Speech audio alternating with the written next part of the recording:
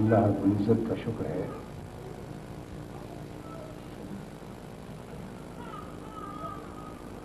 جس کی توفیق سے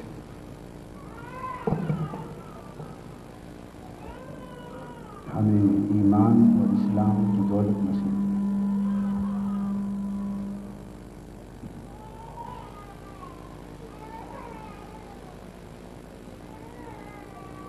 کینیڈا میں آپ حضرات سے اجتماعی ملاقات کا یہ پہلا موقع ہے۔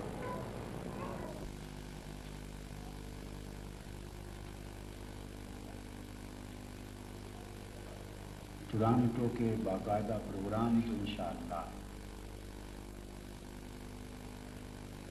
پبلک پروگرامز وہ بدھ کو شروع ہوں گے، جیسا کہ آپ ان کی تفصیلات سن چکے ہیں۔ بدھ سے اتوار تک آپ سے ملاقاتیں نہیں ہوئی انشاءاللہ۔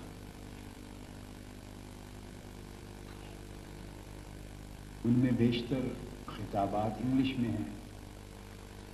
آج مجھے ظفر صاحب نے اور ان احباب نے بتایا کہ آج کی دعوت صرف پاکستانی اور انڈین کمیونٹی کی مسلمان بھائیوں کو ہے، اور یہ بطور خاص اردو کی گفتگو کے لیے رکھا گیا ہے۔ آج کی تقریب کسی باقاعدہ خطاب کے لیے نہیں ہے۔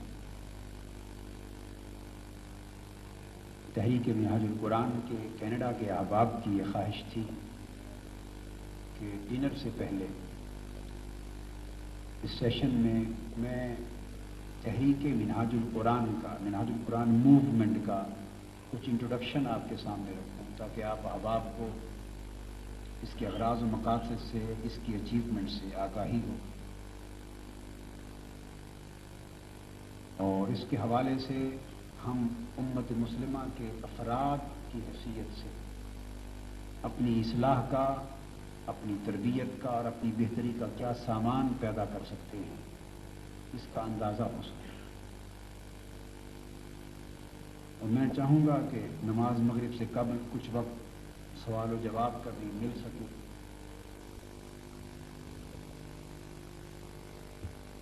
یہ بات ذہن نشین کرنے والی ہے کہ اللہ تبارک و تعالی نے حضور نبی اکرم صلی اللہ علیہ وآلہ وسلم کو مبعوث فرمایا، تو اس کے ساتھ دین اسلام کی عظمت اور دین اسلام کے غلبے کا وعدہ فرمایا۔ میں تھوڑی اس گفتگو کا ہسٹوریکل پرسپیکٹو عرض کر رہا ہوں اور تاریخی تناظر میں اس بات کو آگے بڑھانا چاہتا ہوں۔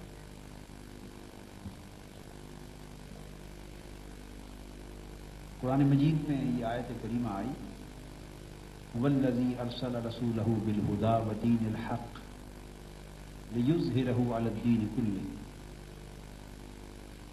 وَلَوْ كَرِهَ الْكَافِرُونَ۔ اللہ کی ذات وہ ذات ہے جس نے اپنے رسول صلی اللہ علیہ وآلہ وسلم کو بھیجا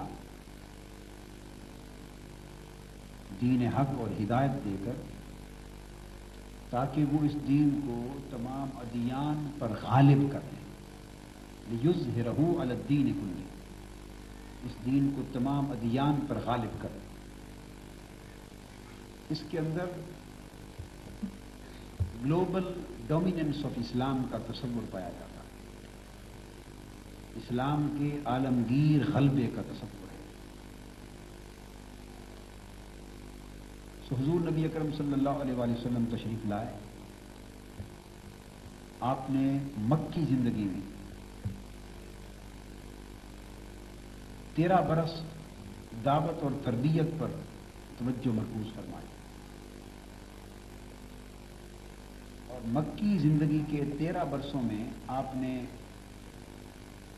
لوگوں کے سامنے توحید کی دعوت اور رسالت کا پیغام رکھا، اسلام قبول کرنے والوں کو تربیت فرمائی، ان کا تزکیہ فرمایا، ان کو ایجوکیٹ کیا، ان کو ٹرین کیا، ایک اسپیسیفک پرپز اور ایک گول آف لائی کے لیے ان کو موٹیویٹ کیا. 13 برس کی ایفرٹ سے 400 سے کم تعداد میں افراد مسلمان. نیٹ ریزلٹ تھا 13 برس کی ایفرٹ کا. وہ مسلمان جنہوں نے اسلام کی دعوت قبول کی اور کفر و شرک چھوڑا اور ہلکا بگوش اسلام ہو گئے، ان کی تعداد 400 سے کم تھی. مگر ان 13 برس کے عرصوں میں حضور علیہ السلام نے تربیت کے ذریعے وہ ایک مختصر سی جماعت، بڑی انقلابی جماعت، فکری اور نظریاتی جماعت، اخلاقی اور روحانی جماعت تیار کر لی، جن کا جینا مرنا سب کچھ اسلام کے لیے تھا، اور جنہوں نے اپنی زندگی کو صرف زبانی حد تک کفر و شرک کی آلودگیوں سے ہی پاک نہیں کیا، بلکہ اپنے عمل کو، اپنے اخلاق کو، اپنی نیتوں کو، اپنے احوال کو اور زندگی کے جملہ معاملات کو کفر، شرک اور جہالت کی آلودگیوں سے پاک کیا. Completely they became a new nation.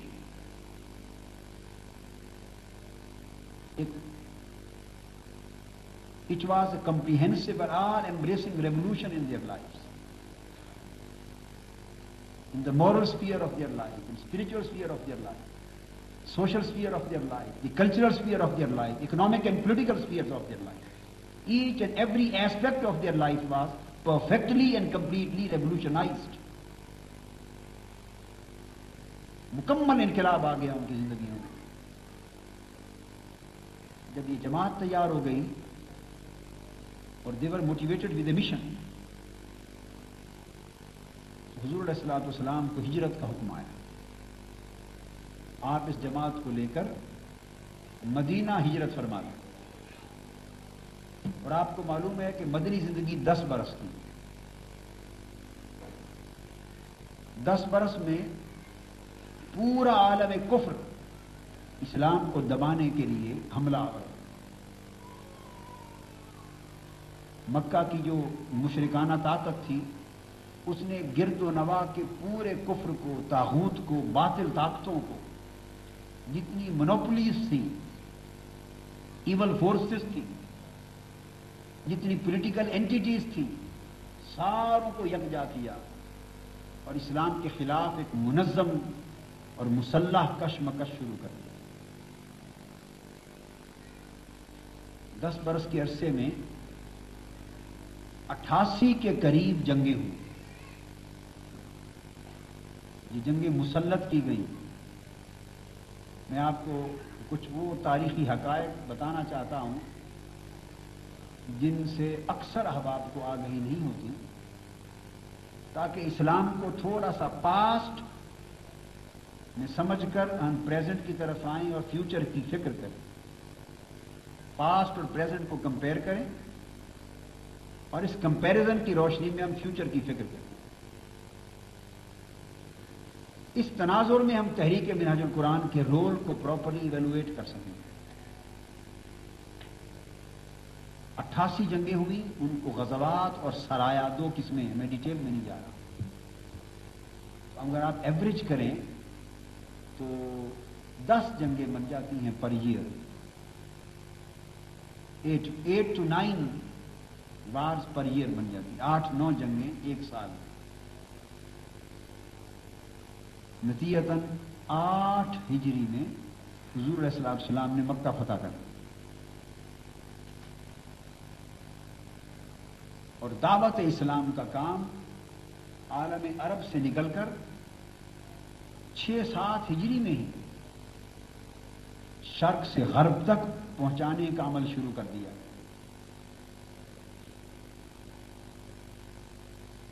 ہمارا تعلق جس سرزمین سے ہے، میری مراد انڈو پاک سب کانٹیننٹ، پاکستان سے اور انڈیا سے، اس خطے میں اسلام حضور علیہ السلام کی حیات ظاہری میں پہنچ گیا.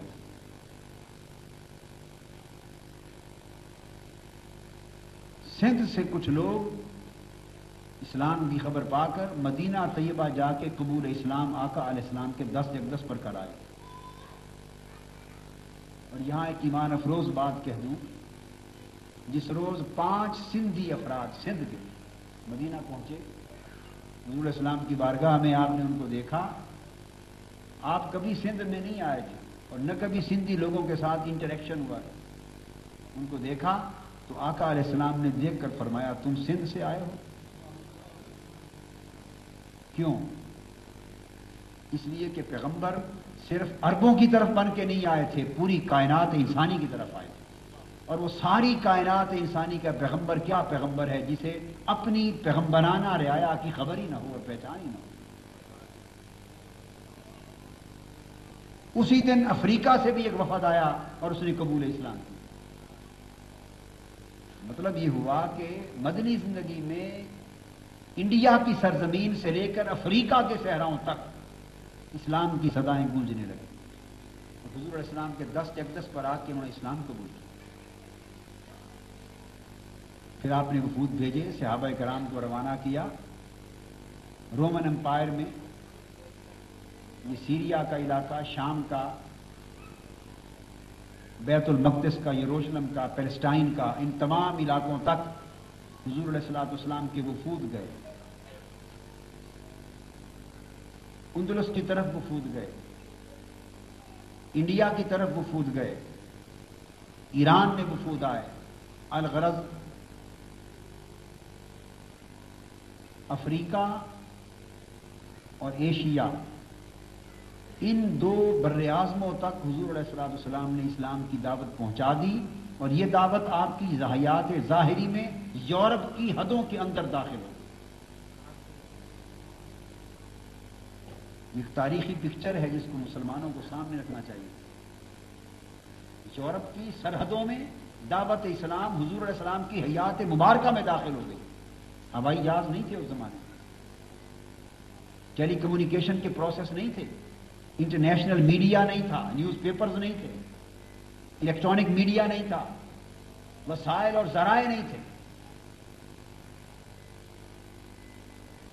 میں آپ کو ایک یہ بات بھی ضمناً عرض کر دوں کہ یہ دعوت اسلام جو شرق سے غرب تک پہنچنے کا عمل حضور علیہ السلام کے 10 برس مدنی زندگی کے 10 برس میں جو شروع ہوا، یہ کس کلچر سے کام شروع ہوا تھا؟ اس کلچر سے کہ بلازری ایک بہت بڑا ہسٹورین ہے، مورخ ہے. فتوح البلدان ایک بہت بڑی عرب تاریخ کی کتاب ہے. اس میں لکھتا ہے کہ جب حضور علیہ السلام کی بعثت ہوئی، ریزنگ آف دی پروفٹ محمد صلی اللہ علیہ وسلم، اس وقت مکہ شہر کی آبادی 10 سے 15 لاکھ کے قریب تھی. مکہ شہر کی آبادی 1.5 ملین، اور 1.5 ملین پاپولیشن میں وہ بیان کرتے ہیں کہ 10 آدمی مشکل سے ایسے تھے جو اپنا نام لکھنا جانتے. یہ الٹریسی تھی، جہالت کا یہ عالم تھا. اس لیے قرآن مجید نے کہا والذی بعث فی الامیین رسولا، یہ وہ رب ہے جس نے ان پڑھ قوم میں اپنا رسول بھیجا. اور جب حضور علیہ السلام مدینہ ہجرت فرما کے آئے اور پہلی جنگ ہوئی غزوہ بدر، تو 70 پرزنرز آف وار آئے تھے. لشکر اسلام نے جنگ جیتی، جنگی قیدی ہوئے 70. There were 70 prisoners of war in the first Islamic war. وہ آئے تو طے ہوا کہ ان کو آزاد کس طرح کیا جائے. 4000 درہم ان کا رینسم منی طے ہوا کہ جو ایک مکے کا پریزنر آف وار 4000 درہم ایز رینسم منی اگر اسلامک گورنمنٹ کو دے دے تو اسے آزاد کر دیا جائے، اسے واپس اپنی سلطنت بھیج دیا جائے. جب یہ ڈیسائیڈ ہو گیا رینسم منی کا، تو حضور صلی اللہ علیہ وسلم نے ایک بات فرمائی. اب میں یہاں یہ بات بتانا چاہتا ہوں کہ یہ اتنا عالمی انقلاب حضور علیہ السلام کے دست اقدس سے کس طرح آیا. آپ نے ایک ایکسیپشن دی، فرمایا وہ جنگی قیدی 4000 درہم کی رینسم منی سے مستثنا ایگزمپٹ کر دیا جائے گا جو میرے مدینہ شہر کے اور مدینہ کی اسلامک اسٹیٹ کے 10 بچوں کو لکھنا پڑھنا سکھا دے. اگر جنگی قیدی ایجوکیٹڈ ہو، پڑھا لکھا ہو، لرنڈ آدمی ہو اور اس کو پڑھنا پڑھانا آئے تو 10 بچوں کو جو لکھائی پڑھائی سکھا دے اس کے 4000 درہم معاف کر دیے جائیں. یعنی اتنی حوصلہ افزائی اور انکریجمنٹ کی لٹریسی پروسیس کی، ایجوکیشن کے پروسیس کی، ٹریننگ کے پروسیس کی. تو گویا وہ مصطفی انقلاب صلی اللہ علیہ وآلہ وسلم جس کی توسیع آپ کی حیات طیبہ نے شرق سے غرب تک ہو گئی تھی، اس کی بنیاد مدنی زندگی کے 10 برس کے عرصے میں حضور علیہ السلام نے تعلیمی انقلاب سے رکھی، تعلیم سے رکھی، اور top most priority the education کو، لٹریسی کو، تعلیم کو. نتیجہ یہ ہوا کہ حضور صلی اللہ علیہ وسلم کے وصال کو ابھی چند برس ہی گزرے تھے کہ پورا عرب اسلام کے زیر نگوں تھا، پورا شام اسلام کے زیر نگوں تھا، بیت المقدس اسلام کا، عالم اسلام کا حصہ تھا، قسطنطنیہ ترکی اسلام کا حصہ تھا، ایران اور بغداد اور عراق سب اسلام کے حصے تھے. اور یہ پروسیس آپ حیران ہوں گے، آپ نے جو تاریخ پڑھی ہے اور جو کتابیں عام طور پہ اسکولز میں، کالجز میں مسلمانوں کو پاکستان میں اور اسلامک ورلڈ میں پڑھائی جاتی ہیں، ان میں بھی ایک بہت بڑی غلطی آ رہی ہے. ویسٹرن ورلڈ تو کیا بتائے گی اسلامک ہسٹری کسی کو، ہماری اپنی مسلمانوں کے ہاں لکھی گئی کتابوں میں ایک غلطی آ رہی ہے.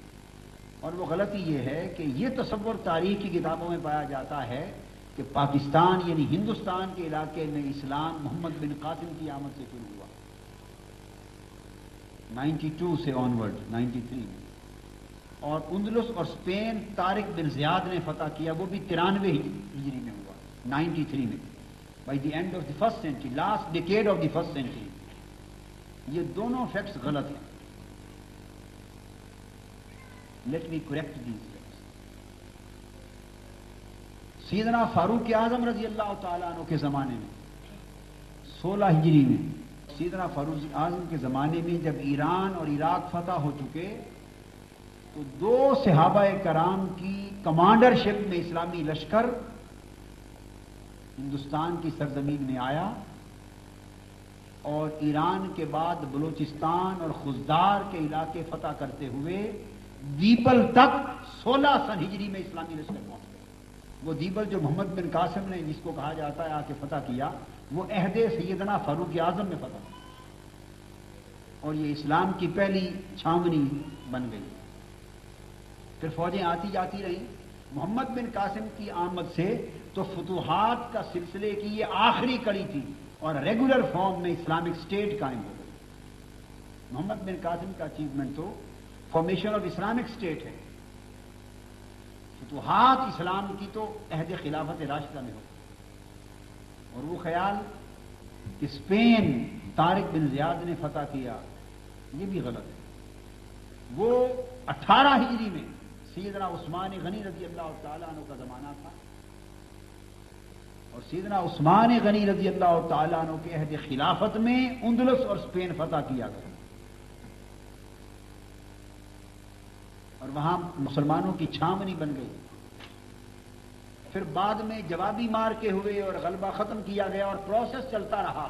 طارق بن زیاد نے فتوحات کے سلسلے کو اپنی آخری انجام تک پہنچایا اور ان کی آمد سے وہاں بھی اسی طرح اسلامک اسٹیٹ قائم ہوئی باقاعدہ طریقے سے. چھاونی پہلے قائم ہو گئی. اب جو بات میں الیبوریٹ کر رہا ہوں وہ یہ کہ خلافت راشدہ کے دور میں ہند سے لے کر اندلس اور اسپین تک اسلام کی سلطنت کا دائرہ وسیع ہو گیا اور حضرت امیر معاویہ کے دور جب بنی امیہ کا دور شروع ہوا ہے اور خلافت راشدہ کا دور ختم ہوا 41 ہجری میں.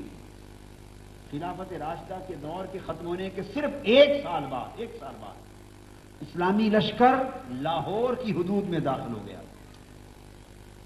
یہ کسی کو معلوم نہیں. عام لوگ یہ سمجھتے ہیں کہ محمود غزنوی نے آ کے لاہور فتح کیا.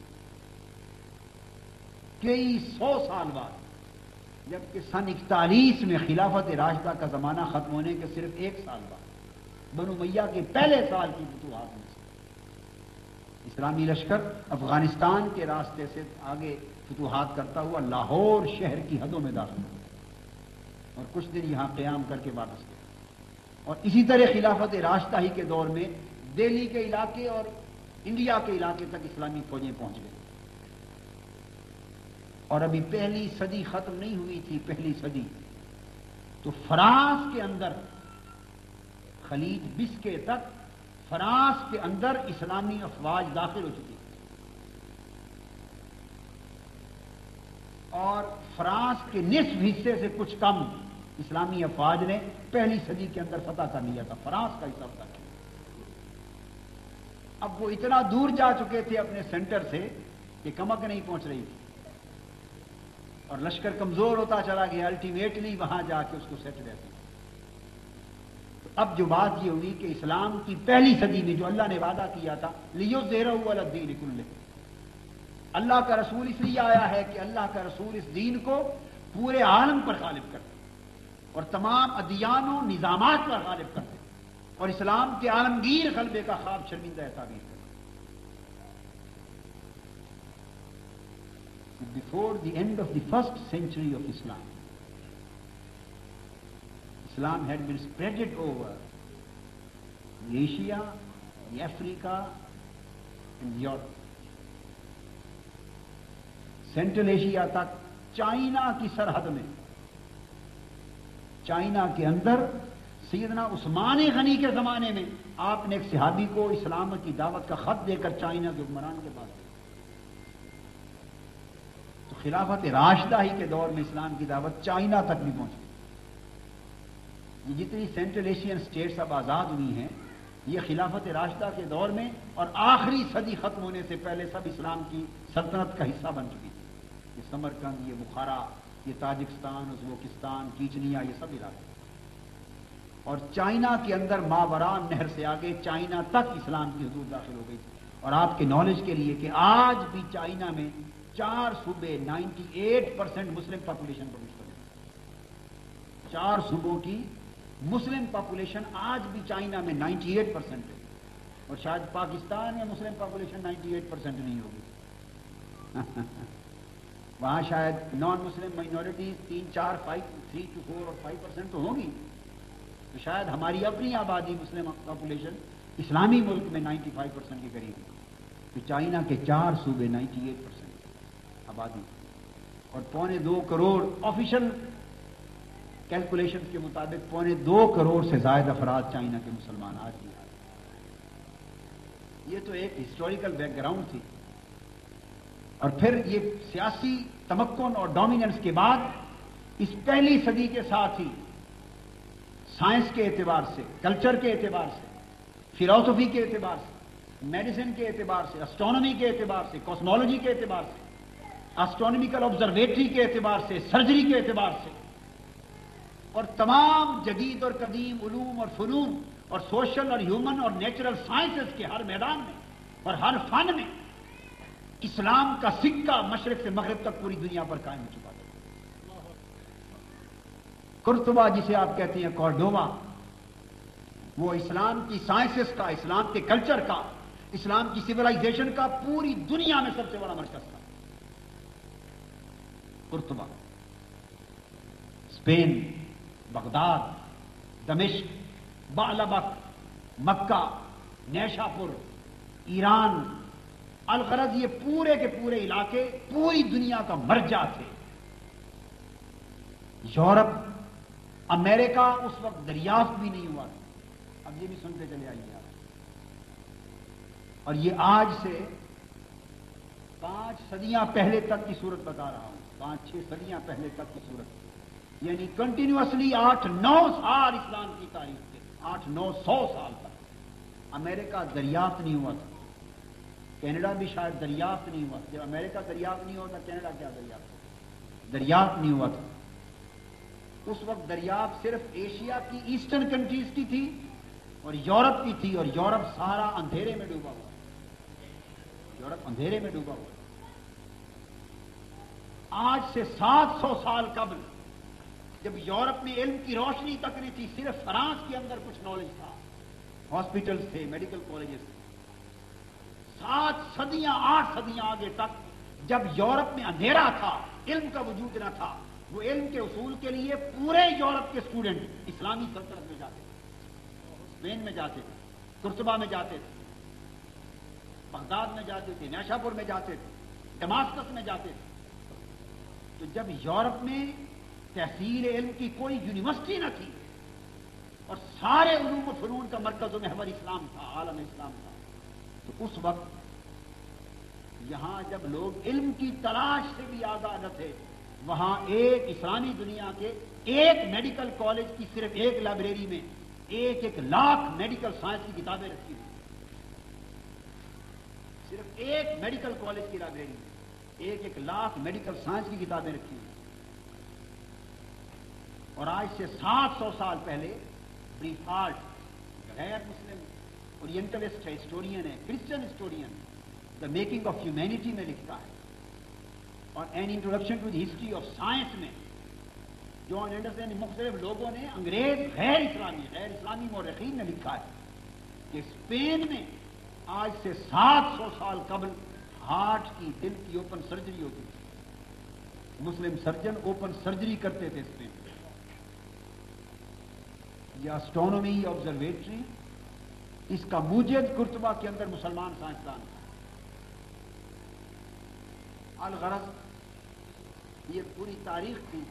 चाइना के हुक्मरानों को अपनी ज्योग्राफी के लिए नक्शे दरकार थे, इस्लामी सल्तनत के माहिरीन को बुलाया गया। तो शर्क से गर्ब तक इस्लाम का एक सिक्का था, इसका झंडा। ये तमाम उलूम और फनून की रोशनी यूरोप से, इस्लामी सल्तनत से मेडिवल एजेस में यूरोप मुंतकिल हुई पिछले 400-500 साल के अंदर, और तमाम उलूम इस्लाम की अरबी के लैटिन में ट्रांसलेट हुए और लैटिन से इंग्लिश में ट्रांसलेट हुए। और आज मेडिकल साइंस पर, एस्ट्रोनॉमी पर, फिजिक्स पर, एस्ट्रोफिजिक्स पर, कॉस्मोलॉजी पर, मेडिकल साइंस पर, बॉटनी पर, बायोलॉजी पर, एम्ब्रियोलॉजी पर, इन तमाम मैथमेटिक्स पर, ज्योमेट्री पर, इन तमाम उलूम पर हमारे इंग्लिश के इंसाइक्लोपीडियाज में और वेस्टर्न बुक्स में जिन लोगों के नाम लिखे हुए हैं वो सारे अरब मुसलमान लोग, मगर उनके नाम लैटिन से इंग्लिश में कन्वर्ट करके इतने चेंज कर दिए गए कि आज हम पढ़ते हैं तो मालूम होता है कि अंग्रेज साइंसदान, किसी को एविनोस बना दिया। नाम कुछ थे अरब जुबान के, उनके नाम इतने चेंज हो गए कि अब रूस मुसलमान अपनी अजमत तारीख की रूट्स भूल गए, अपना ओरिजिन भूल गए, अपना पास्ट के साथ कनेक्शन भूल गए। वो जो मोटिवेटिंग हिस्ट्री थी, वो जो मोटिवेटिंग कल्चर था, वो जो मोटिवेशन एक पास्ट बैकग्राउंड थी जिससे इस्लाम ने आलमगीर सतह पर एक उरूज हासिल किया था, वो सारा का सारा ताल्लुक मुनक़ता था। जब कौमें अपनी तारीख भूलती हैं उस वक्त कौमें ज़हनी सतह पर जवाल का शिकार होना शुरू होती हैं, डिप्रेस होती हैं। उन्हें अपनी अजमत का पता नहीं होता कि हमारा ओरिजिन क्या था, हमारा पास्ट क्या था। जब कौमें अपनी तारीख, आज माजी की अजमत वाली तारीख भूलती हैं, उन कौमों में अपनी अजमत का ख्याल भूल जाता है।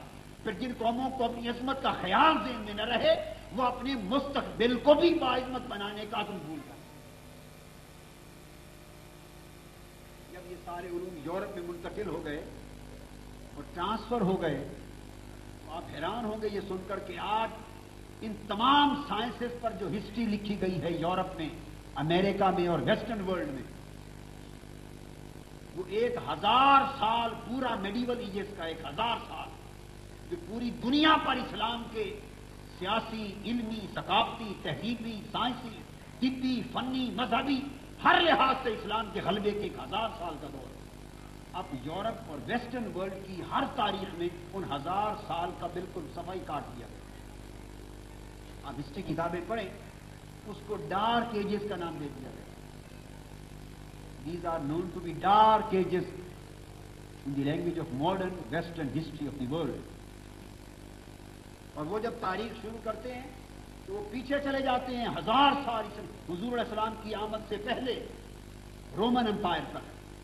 तो ग्रीक पीरियड की बात करते हैं, यूनानियों के दौर की, उसके बाद रोमन एम्पायर की बात करते हैं, تو گریک اور رومن کے بعد ڈائریکٹ ماڈرن ہسٹری پر شروع ہو جاتے ہیں جہاں سے یورپ شروع ہوتا ہے. آپ اندازہ کریں کہ تعصب کا کیا عالم ہے. یعنی گریک اور رومن پیریڈ کے بعد 1000 سال وہ جس دور میں تاجدار کائنات مبعوث ہو رہے ہیں، جس دور میں انسانیت کو اپنے حقوق کی خبر نہ تھی. یہ بنیادی حقوق انسانیت کو کس نے عطا کیے؟ میگنا کارٹا برطانیہ کا تو کل تیار ہوا ہے. یو این او کا چارٹر ہیومن رائٹس کا کل تیار ہوا ہے. فرینچ ریولوشن جس نے مغربی تاریخ کے اندر انسانی حقوق کا تصور دیا، یہ کل آیا. کائنات انسانی کی تاریخ کو فنڈامنٹل ہیومن رائٹس کا تصور کس نے دیا؟ وہ تاجدار کائنات.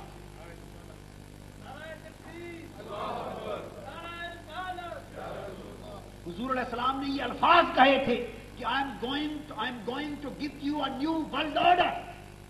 یہ خطبہ حجت الوداع کے لفظ ہے. New world order. حضور علیہ السلام نے فرمایا I am cancelling the old order of the world that was based on illiteracy, cruelty, depression, oppression, and monopolistic dominion of man over man. And today I am going to give you a new world order based on justice, equality, and upgradation of the humanity. وہ حضور نے خود حجت الوداع دیا. That was the first charter of human rights in ever history of mankind. پھر حضور علیہ السلام نے پہلا ریٹن کانسٹیٹیوشن دیا اسٹیٹ آف مدینہ. پوری دنیا کسی کانسٹیٹیوشن سے ریٹن کانسٹیٹیوشن سے واقف نہ تھی. The first written constitution of the world was given by prophet Muhammad صلی اللہ علیہ وسلم ان دا فارم آف نساء کے Medina. It is very well establish in the world. مگر یہ 1000 سال پورے اس کو مغربی دنیا نے تعصب کا عالم دیکھیں، اس کو ڈارک ایجز کا نام دے دیا. Dark ages. اب آپ جو کتاب پڑھیں یہ میڈیول پیریڈ ڈارک ایجز ہے. میڈیول پیریڈ سے شروع ہوتا ہے یورپ سے. پچھلا گول ہو گیا ختم. جس نے پوری دنیا کو، جس دور نے ساری تاریخ دنیا کو روشن کیا، وہ خود تاریخ زمانہ بن گیا. کیوں؟ اب یہاں آنا ہے ہم. وہ 1000 سال جب پوری دنیا پر تاریکی تھی، ہر طرف اندھیرا چھایا ہوا تھا، کوئی روشنی نہ تھی، نہ علم کی، نہ فکر کی، نہ فلسفے کی، نہ سائنس کی، نہ عمل کی، نہ کردار کی، نہ حقوق کی، نہ فرائض کی. کوئی روشنی نہ تھی اور شرق سے غرب تک پوری دنیا پہ اندھیرا تھا.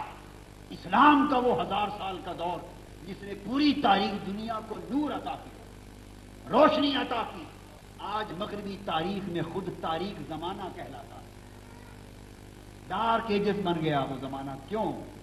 اس لیے کہ بدقسمتی سے اب امت ڈارک ہو گئی. ہم جہالت کی تاریکیوں میں پلٹ گئے. یورپ نے وہ علامہ اقبال کا شعر کہ دل ہوتا ہے کتابیں اپنے آبا کی، جو دیکھے ان کو یورپ میں تو دل ہوتا ہے سی پار. میں ہالینڈ گیا، نیدرلینڈ میں، وہاں ایک یونیورسٹی ہے. اس یونیورسٹی میں نام اچانک میرے ذہن سے اتر گیا. اس یونیورسٹی میں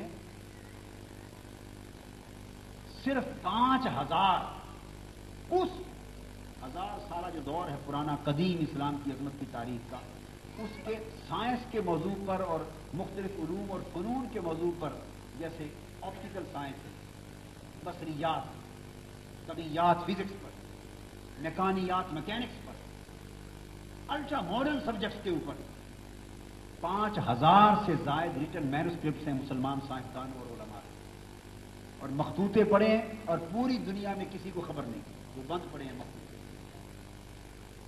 علامہ اقبال نے اس پر ذکر کر کے یہ شعر کیا تھا تو دل ہوتا ہے سی پارا. یورپ علم لے کر منور ہو گیا اور اس نے سائنس، ٹیکنالوجی، کلچر میں ترقی کی، وسائل جنریٹ کی اور پوری دنیا پر چھا گیا. اور یہ جو زمانہ کہا جاتا ہے برٹن کا پوری دنیا پر رول تھا، اور یہ کہتے ہیں کہ برطانیہ عظما تھا، گریٹ برٹن، کہ اس کی کالونیز پر کبھی سورج غروب نہیں ہوتا تھا. وہ بات درست ہے. یعنی کہاں یہ کینیڈا اور کہاں آسٹریلیا اور کہاں ادھر فیجی اور کہاں ساؤتھ افریقہ. یعنی اگر دیکھیں آپ سارے اس شرق سے غرب تک ایک حد سے دوسری حد تک برطانیہ کی سلطنت اور کالونیز رہی.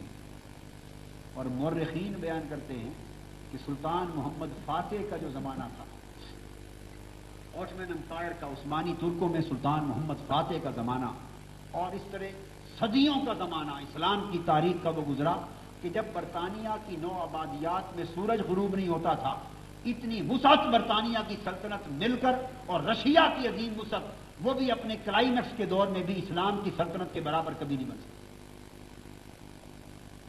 3 بر اعظم اور 2 اوشن پورے اسلام کی سلطنت کے اندر آتے تھے.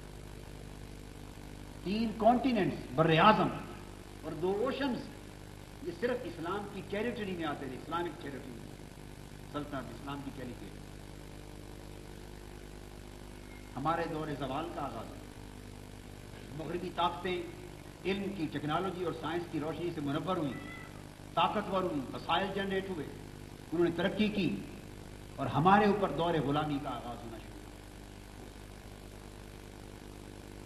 ہم غلامی کی اتھاہ گہرائیوں میں اور جہالت کی تاریکیوں کی طرف بڑھنے لگے، عیاشیوں کی طرف بڑھنے لگے، مادیت کی طرف بڑھنے لگے، نفسانیت کی طرف بڑھنے لگے، اپنے مرکز نور سے دور ہو گئے، مرکز ہدایت سے دور ہو گئے، مقاصد نظر سے اوجھل ہو گئے. نتیجہ یہ ہوا کہ پھر ہمارے اندر شکست و ریخت کا عمل شروع ہوا اور فرسٹ ورلڈ وار اس نے آٹمن امپائر کے شیرازے کو منتشر کر دیا. آٹمن امپائر عثمانی ترکوں کی اسلامی حکومت جو پوری دنیا پر سب سے عظیم حکومت تھی، فرسٹ ورلڈ وار کے ذریعے اس کا شیرازہ منتشر ہوا اور پھر چھوٹی چھوٹی علاقائی سلطنتیں بنائی گئیں، پھر بغاوتیں ہوئی اور پھر امت مسلمہ کی تسبیح ٹوٹی اور ایک ایک دانہ بکھر گئے. اور 200-250 سال پچھلے مور اور لیس یہ امت مسلمہ کی محکومی اور غلامی کے گزرے. خدا خدا کر کے ہم اس صدی کے سمجھے پچھلے 50 برس کا جو عرصہ ہے، نصف صدی کے عرصے میں دوبارہ غلامی کی زندگی سے ہمیں نجات ملی. غلامی کی زندگی سے نجات ملنا ایک بڑا پرٹیکولر پوائنٹ ہے which requires our attention. یہ اشارہ ہے دوبارہ اٹھنے کی طرف. یہ بڑی امپورٹنٹ بات ہے. ہم غلام ہو گئے تھے. We were ruled and we were ruined. ہم تباہ ہو گئے تھے. ہمارا future that was absolutely dark and there was no hope of future. Nothing was to be restored. ان سارے حالات میں دوبارہ غلامی کا پورے عالم اسلام سے ختم ہو جانا کیا علامت ہے؟ پورے عالم اسلام سے غلامی کا ختم ہو جانا، وہ جو غلامی کے کلچز تھے ان کا ٹوٹ جانا اور ایک ایک سلطنت کا پھر آزاد ہو جانا.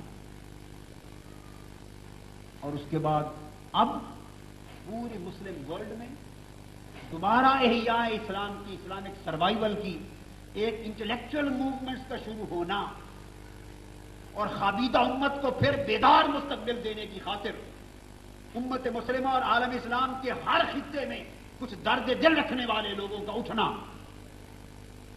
اور خوابیدہ امت کو بیدار کرنے اور اپنے عظیم مستقبل کی طرف پھر رواں دواں کرنے کے لیے بلانا.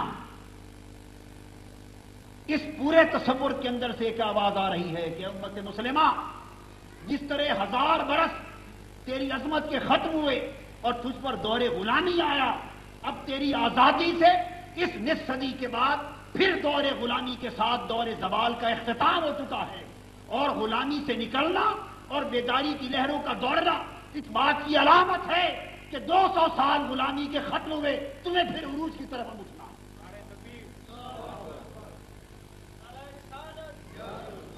تمہیں پھر عروج کی طرف اٹھنا ہے، پلٹ کر پرعظمت اور پرشوکت ماضی کو بحال کرنے کی طرف جانا ہے. یہ پروسیس سٹارٹ ہو چکا ہے، ورلڈ وائڈ پروسیس ہے. تحریک منہاج القرآن، آپ خوش نصیب ہیں، وہ آپ میں سے بہت سو کو اس کی خبر شاید تفصیلاً آج ہو. خوش نصیب ہیں کہ ورلڈ وائڈ ریوائول آف اسلام کے گلوبل پروسیس کا ایک عظیم حصہ پارٹ اینڈ پارسل ایک ایسی تحریک ہے جو آپ کے خطہ زمین پاکستان سے اٹھی. تحریک منہاج القرآن. یہ کوئی کنونشنل جماعت نہیں ہے, کوئی ٹریڈیشنل پارٹی نہیں ہے, کوئی مدرسہ نہیں ہے. اس کے اندر ہزارہ مدرسے ہوں گے اور ہیں. یہ ایک کالج نہیں ہے, 100 کالج تو اس کے تحت لاہور میں پاکستان میں قائم ہو رہے ہیں. انشاءاللہ 5 یونیورسٹیز قائم ہو رہی ہیں اور 10,000 میتھ ایجوکیشن سینٹرز قائم ہو رہے ہیں. یعنی اس عروج کے سفر کا آغاز تحریک منہاج القرآن نے اس عمل سے کیا ہے جہاں سے میں نے سنت نبوی کا ذکر کیا تھا کہ بدر کے جنگی قیدیوں کو فرمایا تھا کہ 10 بچوں کو پڑھا دو, تمہیں آزاد کر دیا تھا. ہمارا لٹریسی ریٹ لیس دین 20% ہے. حکومت کچھ کہتی تھی. ہم اس وقت پوری دنیا میں سب سے بڑی, سب سے اونچے درجے کی جاہل قوم. لٹریسی میں ہم سب سے ٹاپ پر ہیں. یو این او کے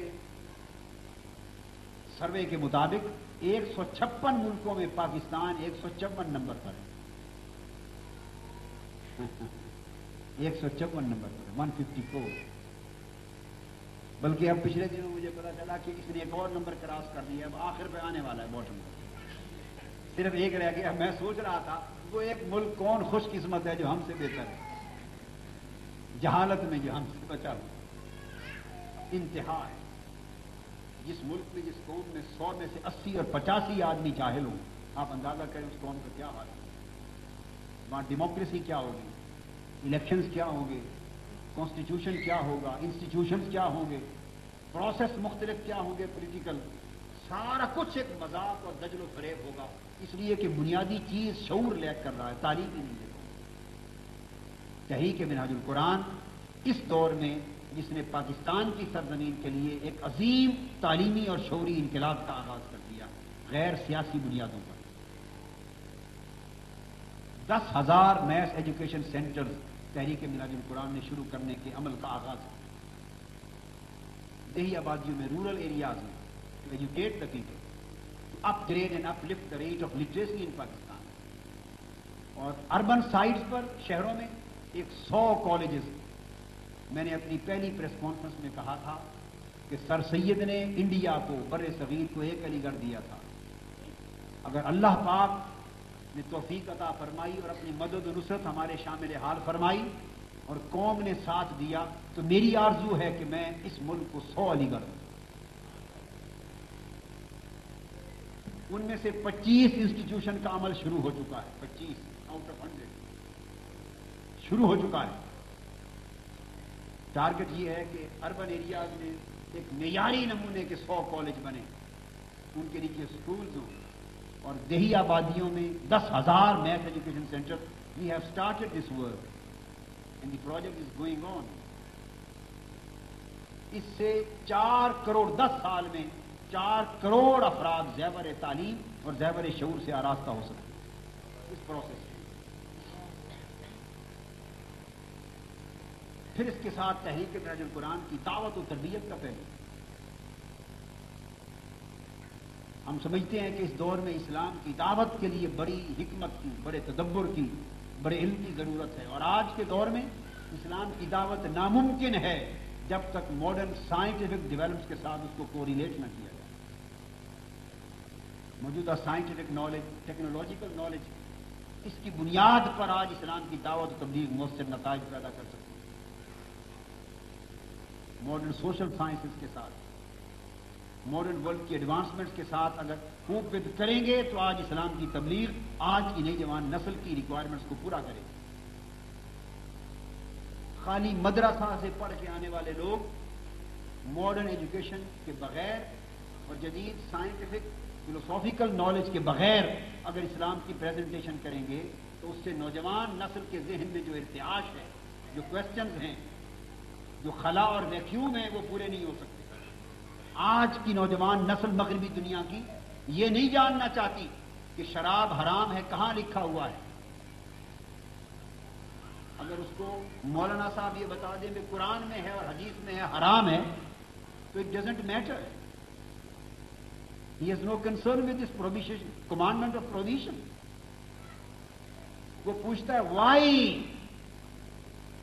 اس کا سوال یہ ہے کہ why it was declared to be prohibited and forbidden. What are the scientific reasons behind it? What are the medical reasons behind it? What is the logic and philosophy behind it? So he possesses a specific kind of question in his mind. That question is to be attended today. And this is the primary responsibility and fundamental liability of the Muslim scholar to present Islam in its scientific manner, in its logical manner, in its intellectual manner for the modern world. This is the question of modern generation. Islam to be presented in its pragmatic and practical manner. It should be demonstrated. And heart and soul requires that Islam to be demonstrated spiritually as well.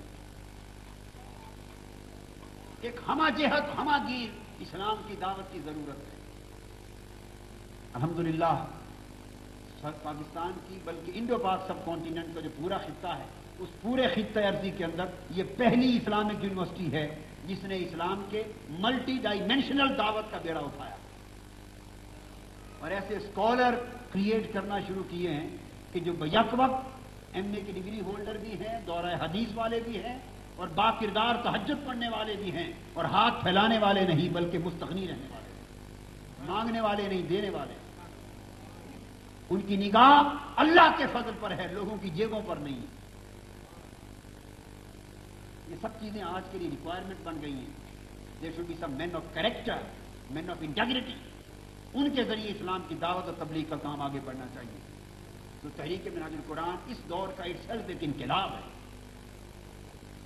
اور الحمدللہ آخری بات جو بڑی حوصلہ افزا وہ یہ کہ 81 میں اس تحریک کا آغاز کیا, 81 میں, آج 14 سال ہوئے.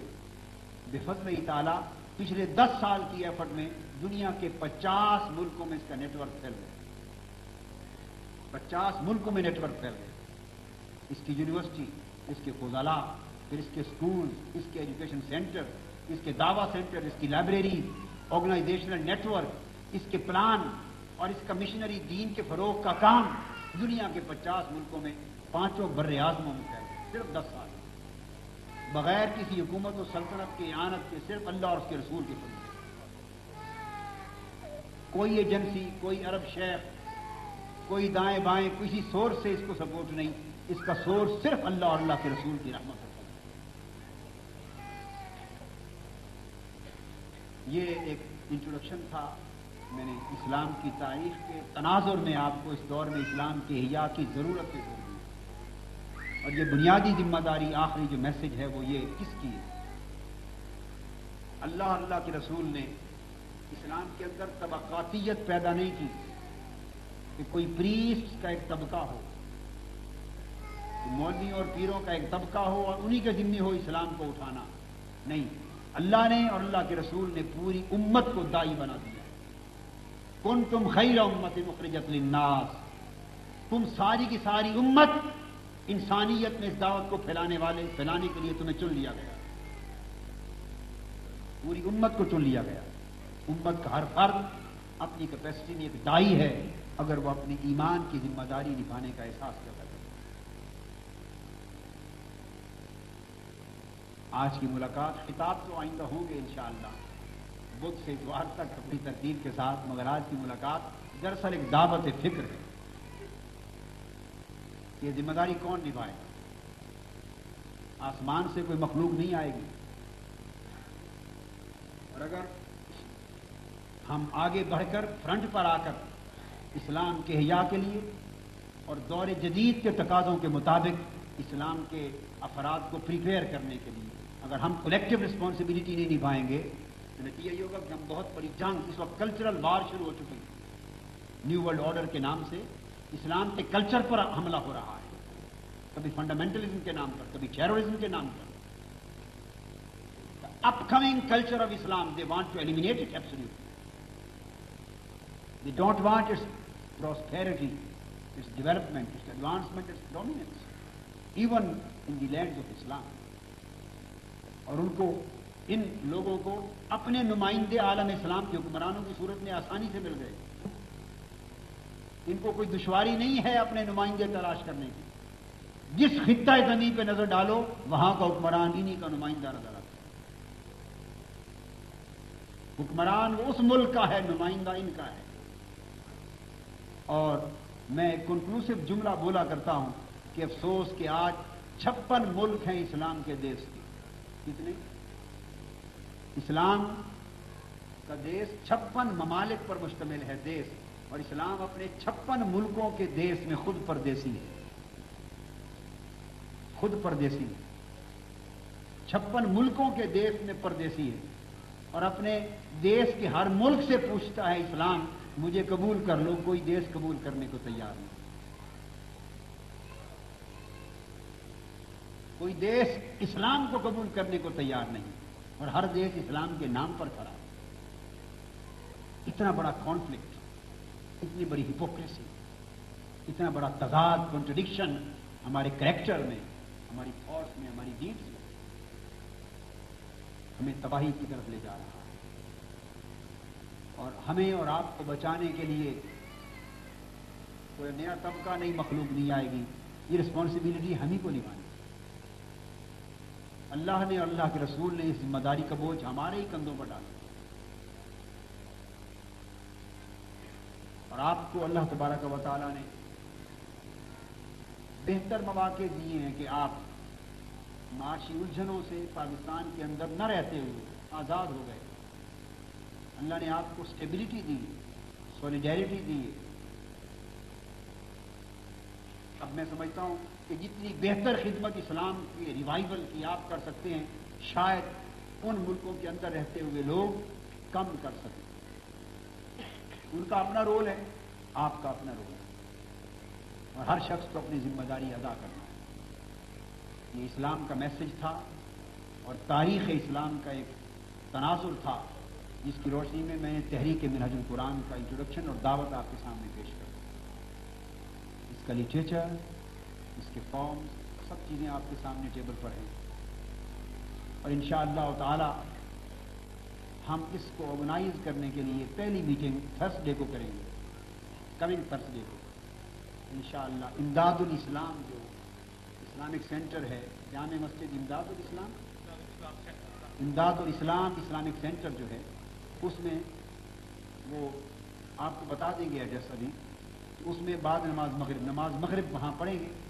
نماز مغرب جمعرات کو کمنگ تھرسڈے، اور مغرب کے فوری بعد ہم اس کو آرگنائز کریں گے. جو احباب اس پوری فکر، جن کی طبیعت کو یہ بات پسند آ جائے، اور جن کے ذہن اس بات کو قبول کر لیں، ان کو دعوت ہے، اس فکر کو دعوت ہے جو قبول کر لے اس بات کو، کہ وہ وہاں آئے تاکہ ہم اس کو مل جل کے آرگنائز کرنے میں آسانی محسوس کریں. آخری بات یہ کہنا چاہتا ہوں وہ یہ ہے کہ دیار کفر میں رہنے والے خاص طور پہ توجہ کریں، ورنہ تو اب عالم اسلام کا اپنا معاشرہ بھی دیار کفر کے قریب قریب ہوتا جا رہا ہے. مگر ایک بات یاد رکھ لیں، کفر کے حملوں میں اور کافرانہ ماحول میں تنہا اپنی اور اپنی اولاد اور نسلوں کے ایمان کی حفاظت اتنی آسان نہیں. کوئی خار انڈیویجول اور کوئی گھرانہ کر لے، بڑی مشکل بات ہے، مگر کولیکٹیولی افراد انڈیویجول کیپیسٹی میں اپنی اور اپنی نسلوں کے ایمان کی حفاظت نہیں کر سکتے. اس کے لیے کولیکٹیو ایفرٹس کی ضرورت ہے. میں آپ کو راز بتا رہا ہوں، کولیکٹیو ایفرٹس کی ضرورت ہے، اور کولیکٹیو ایفرٹ سے ہی نہ صرف اسلام کا احیاء ہوگا بلکہ آپ کی اور ہماری نسلوں کے ایمان کی حفاظت. پیوستہ رہ شجر سے امید بہار رہا، ٹہنی پتا الگ پڑا رہے تو وہ سوکھ کے ختم ہو جاتا ہے. الگ الگ رہ کر ہماری اولادوں اور خاندانوں کی اگلی جنریشن کا ایمان بھی کفر کے ماحول میں ختم ہو جائے گا، اور شاید ہمارے بچے پریکٹسنگ مسلم نہ رہیں، اور in next coming few decades میں کرسچن بچوں اور مسلم بچوں میں شاید آپ دیکھیں فرق بڑا کم رہ جائے. آپ کی آنکھوں کے سامنے سب کچھ ہو رہا ہے، یو نو ایوری تھنگ. کون فکر کرے گا اس بات کی؟ اس کی فکر ہم ہی کو کرنی ہے. کہیں ایسا نہ ہو کہ ہم یہاں دنیا کمانے آئے تھے اور ایمان لٹا کے چلے جائیں. دنیا کی کمائی ہو جائے اور اولاد کا ایمان لٹ جائے، یہ خسارے کا سودا ہوگا، بہت بڑا گھاٹا ہوگا، نفع کی بات نہیں. اس لیے we should think for collective efforts, for our own generation, for our own future, for our nation, for the whole Muslim امہ اینڈ فار آور سیلف. اللہ تبارک و تعالی ہمارے حال کو لطف و کرم فرمائے اور ہماری مدد و نصرت فرمائے. वमा अलैना इल्लल बलाग।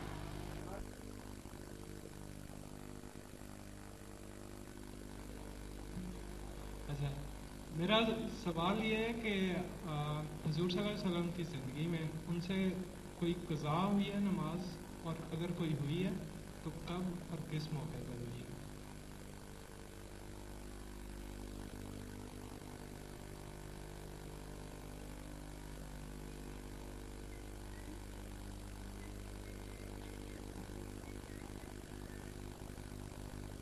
एक मरतबा दौरान सफ़र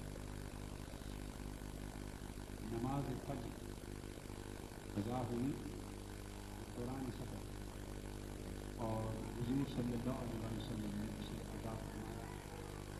और जब कभी ऐसा कोई मौका होता, जैसे मसलन ये वाक़या क़ज़ा है, या एक मरतबा नमाज असर पढ़ते हुए आपने 2 रकअतें पढ़ के सलाम किया, जबकि 4 पढ़नी थी, जब कभी ऐसी कोई सूरत हुई तो आपने उसकी वजह भी बयान करना, और आपने फरमाया कि ऐसा इसलिए नहीं होता कि मैं भूल गया हूँ या मेरी कोई नुकसानी गफलत है, बल्कि ऐसा वाक़या अल्लाह पाक की तरफ से मेरे ऊपर सादिर फरमाया जाता है ताकि उम्मत के लिए अमलन सुन्नत सामने आए।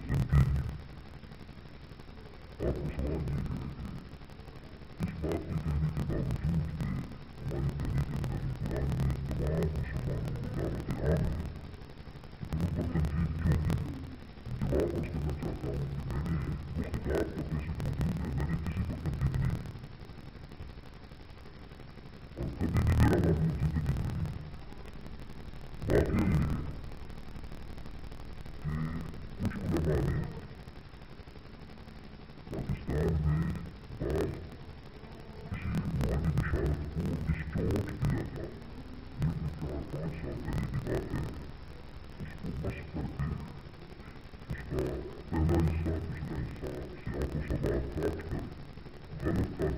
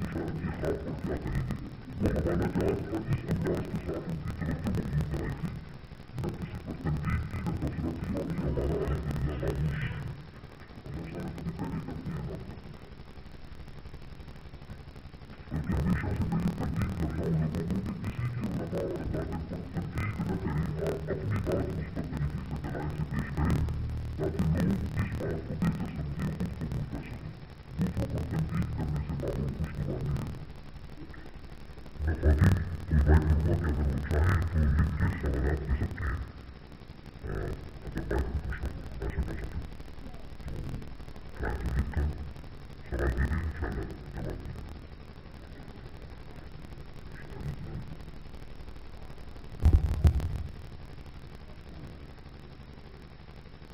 انشاءاللہ جواب دیں مزارات پہ جا کر ان کی چادریں چڑھاتا ہے فاتحہ پڑھتا ہے تو لوگ اس پر تنقید کرتے ہیں میں آپ سے پوچھنا چاہوں گا کہ کیا رسول اللہ صلی اللہ علیہ وسلم اپنی زندگی میں کسی مزار پہ جا کے پھول چڑھایا یا فاتحہ پڑھا اس کے بارے میں پوچھنا گا سوالات کے نمبر گنتے جائیں تاکہ ہم 10 پر جا کے کلوز کریں تیسرا سوال اصول بات ذہن میں رکھیں جب بھی کسی مسئلے کی اصل کو اور شریعت میں اس کی حیثیت کو جانچنا یہ بڑا ایک امپورٹنٹ سوال ہے اور اس کے ساتھ ایک پورا شریعت کا کنسپٹ لیے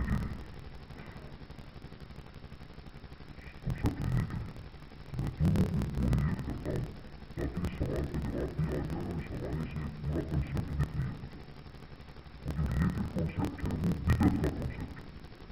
concepto بدعة. دونوں چیزیں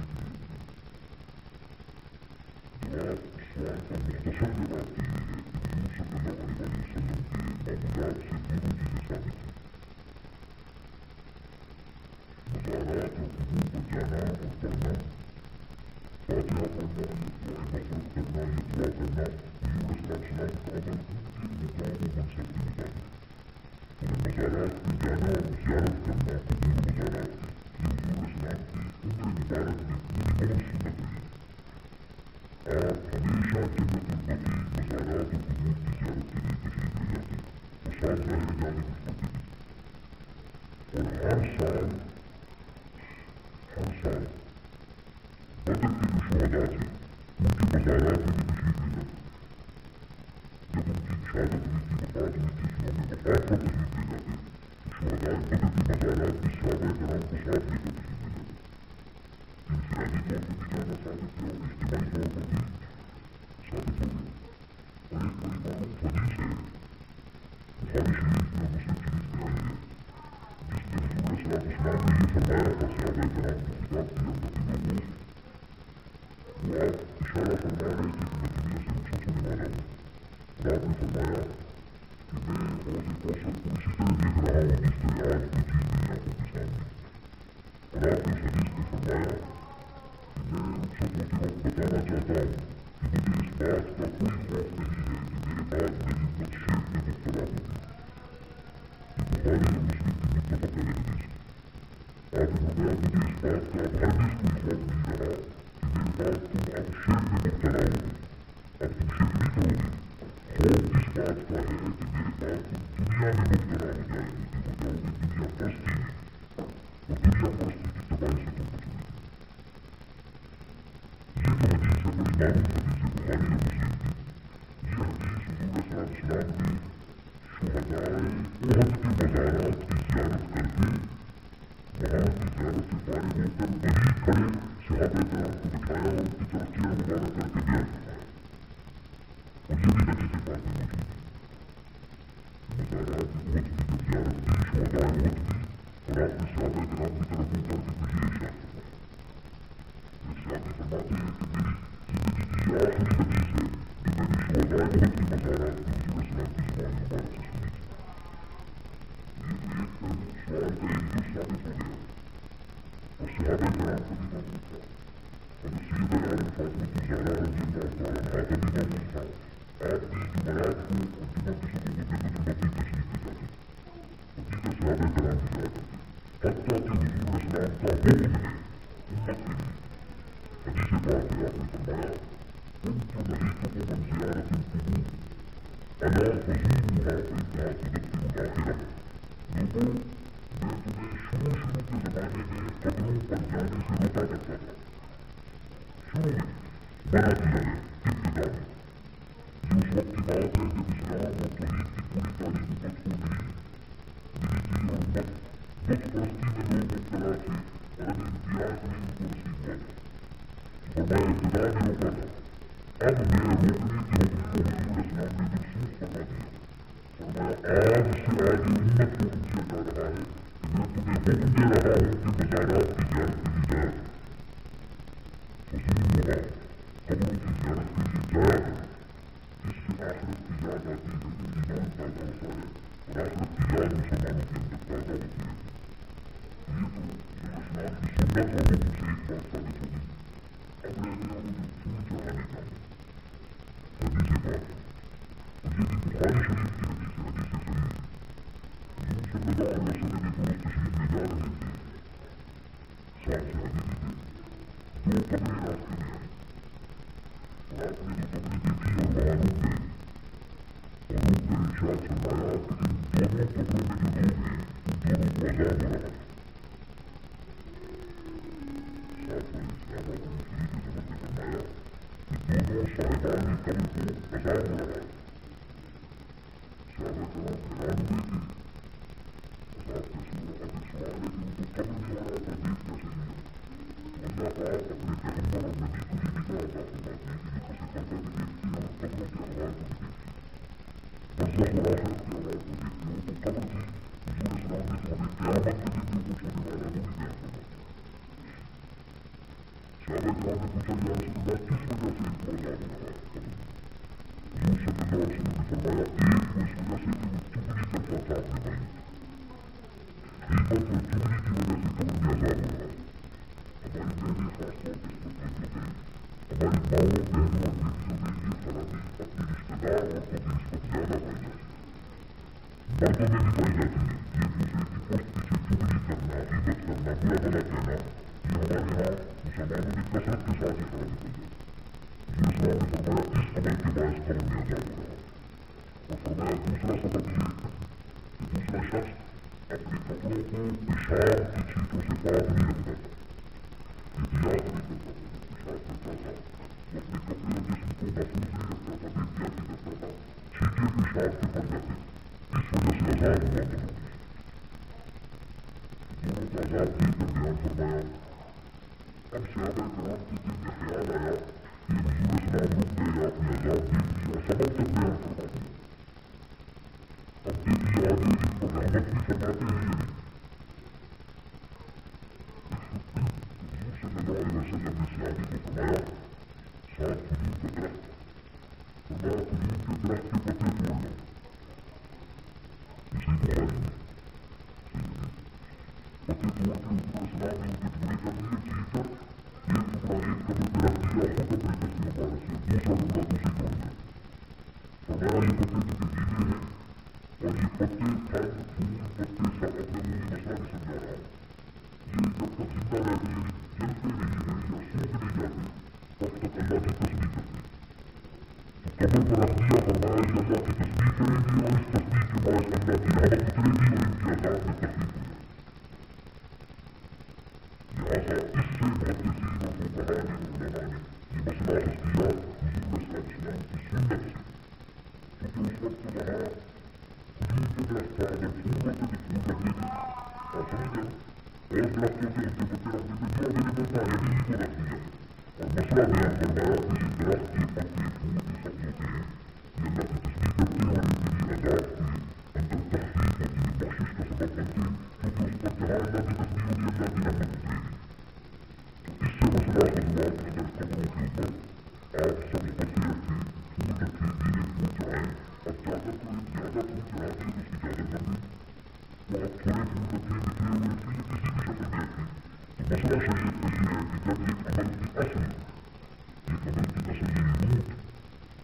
روٹ یا ایک عمل کا بیسک اوریجن اگر حضور اسلام کی سنت اور عمل سے اور قرآن اور حدیث سے ثابت ہو گیا تو اس کی آگے جو بھی فارمیٹ ہوگی وہ شریعت میں جائز ہوگی، تاوقت کہ اس کا اس کے ساتھ کلیش نہ ہو، تو یہ عمل حضور اسلام کی سنت اس عمل کی اصل ثابت یہ ہو گئی۔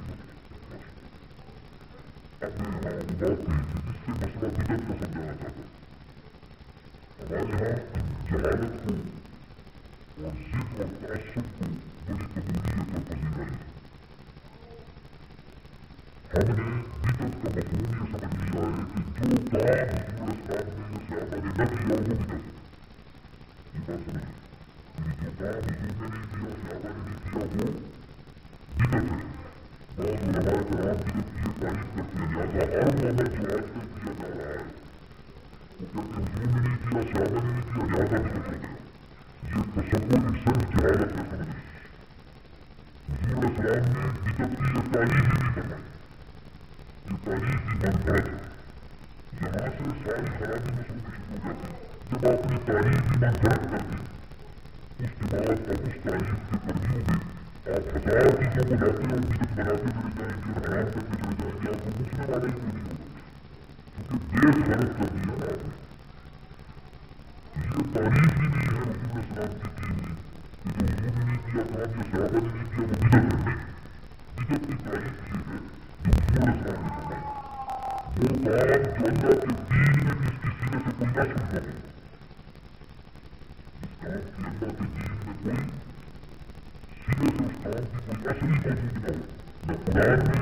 نہ سنت رسول یا حدیث رسول میں، جس کی کوئی اصل نہ ہو، اور اس کو بالکل as a new thing create کیا جائے اور کریٹ کر کے اس کو دین میں فرض اور واجب کا درجہ دے دیا جائے، اس کو دین بنا دیا جائے، جیسے نماز روزہ حج زکات، اس کو پڑھ کرے تو بھاگ رہے کہ دین ترک ہو گیا، ہوگا اس کو دین کا وہ درجہ دے دیا جائے اور اس کی کوئی اصل کتاب و سنت میں نہ ہو، اس عمل کو بدعت کہتے ہیں۔ اب ہر وہ عمل جس کی اصل کسی بھی شکل میں ثابت ہو گئی، اصل اوریجن اس کی روٹ، اب روٹ اور سمجھے آپ اصل روٹ کا اگر کیا گٹھلی ہے، گٹھلی ایک گٹھلی ہے جس کے درخت نکلتا ہے، ایک بیج ہے جس میں سے پھول کا پودا نکلتا ہے، دیٹ از دا روٹ، جڑ۔ اب جڑ کے اندر سارا کا سارا درخت ہوتا ہے، مگر جڑ درخت کی شکل میں نظر نہیں آتی۔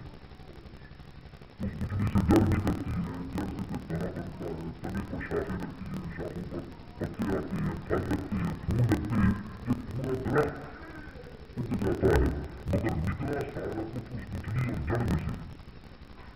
اس کو کہتے ہیں بیسک روٹ یا اوریجن۔ ضروری نہیں کہ مسئلے کا پورا درخت ثابت ہو، اس مسئلے کی روٹ ثابت ہونی چاہیے۔ اگر اس کی بیسک، اس کی روٹ اور اس کی اوریجن ثابت ہے قرآن و حدیث سے، تو پھر اگر فارمیٹ بدل بھی جائے تو اس کو پھر بدعت حسنہ کہیں گے، بدعت یعنی نیک اچھی بدعت کہیں گے، اچھی بدعت۔ امام شافعی رحمۃ اللہ علیہ نے بدعت کی تقسیم کی کہ جو چیز بھلائی پر مبنی ہو اس کو بدعت حسنہ کہیں گے، اور بدعت لٹرلی نیو تھنگ کو کہتے ہیں، نیولی کریٹڈ تھنگ، بدعت the thing created from nothing، اس کو بدعت کہتے ہیں۔ کہ جو چیز نیولی کریٹڈ ہو مگر وہ خیر پر مبنی، اس کو بدعت حسنہ کہیں۔ جو چیز نیولی کریٹڈ ہو مگر شر پر مبنی ہو اور قرآن و سنت کی کوئی تائید بھی نہ ہو، وہ بدعت سیئہ ہوگی، وہ گمراہی بن جائے۔ لہٰذا اس اعتبار سے یہ جو پھول چڑھانا یا فاتحہ کا عمل یا مزار کی زیارت کرنا تو سرے سے بدعت ہی نہ ہوگا، کیونکہ یہ تو حضور کی سنت ہے، حضور اسلام کی سنت اور حکم ہو گئے تو بدعت سے تعلق ہی نہ رہا۔ پھولوں کی چادر چڑھانا ایسی چیز اگر اس کو لٹرلی بدعت کا لفظ کہے تو شرعاً یہ بدعت حسنہ ہوگی، یعنی خیر پر مبنی بدعت ہوگی، کیونکہ اس کی اصل حضور اسلام کی سنت سے ثابت ہے۔ اور لہٰذا ایسے عمل کو عام طور پہ بدعت نہیں کہنا چاہیے، امر مباح کہنا چاہیے، امر مستحب کہنا چاہیے، مستحب خیر ہے جس کے اندر بھلائی اور برکت ہے۔ ویسے بہت سے کام ایسے تھے جو حضور اسلام کے زمانے میں نہیں اور بعد میں ہوئے۔ مسجد حضور اسلام نے پکی نہیں بنائی، بعد میں بنائی، صحابہ نے پکی نہیں بنائی، بعد میں بنائی، تو مسجد کا پکا بنانا بھی بدعت ہو۔ قرآن مجید کے اعراب حضور اسلام نے نہیں لگائے، صحابہ کرام نے نہیں لگائے، حجاج بن یوسف کے زمانے میں لگے تو قرآن کے اعراب بھی بدعت ہو۔ مسجدوں پر لاؤڈ اسپیکر لگانا، کوئی ایسی چیز آواز کو اونچا کرنے کی اجازت نہیں دی گئی، یہ بھی بدعت ہو۔ مینار اور گنبد بنانا اور نقش و نگار کرنا یہ بھی حضور نے نہیں فرمایا، یہ بھی بدعت ہو۔ اگر اس طرح ہم بدعتوں کی تلاش کرنا شروع کرتے ہیں تو شاید ہمارے دین و دنیا میں کچھ بھی نہ بچے، کیونکہ کلچر ڈیولپ ہوتا ہے، کلچر ڈیولپ ہوتا ہے، سویلائزیشن ڈیولپ ہوتی ہے، لائف کے جو پیٹرنز آف بیہیویئر ہیں they always develop, more developing from time to time, اور سوشل کلچر بھی ڈیولپ ہوتا ہے، ریلیجیس کلچر بھی ڈیولپ ہوتا ہے، اور اس طرح ہمارا یعنی اکنامک کلچر بھی ڈیولپ ہوتا ہے، ہر چیز میں ترقی ہوتی ہے۔ یہ جو مدرسے ہیں دینی دارالعلوم جن میں سرفراز دوبارہ کتابیں پڑھائی جاتی ہیں، یہ بھی حضور نے یہ فنون ایجاد نہیں کیے، سرفراز صدیوں بعد بنے، یہ بھی بدعت ہوئی۔ لہٰذا پتہ یہ چلا کہ وہ تمام چیزیں جن کی فارمیٹس بے شک پہلے نہیں تھی حضور کے زمانے میں، بعد میں بنی، مگر ان کی اوریجن قرآن اور حدیث سے کسی حکم کے ساتھ کنیکٹڈ ہے، تو وہ یا بدعت حسنہ ہوگی یا امور خیر ہوں گے۔ ان کو برا نہیں کہا جائے گا، وہ جائز ہے اور خیر و برکت کا کام ہوتا ہے، ان کو مضبوط نہیں کہنا چاہیے۔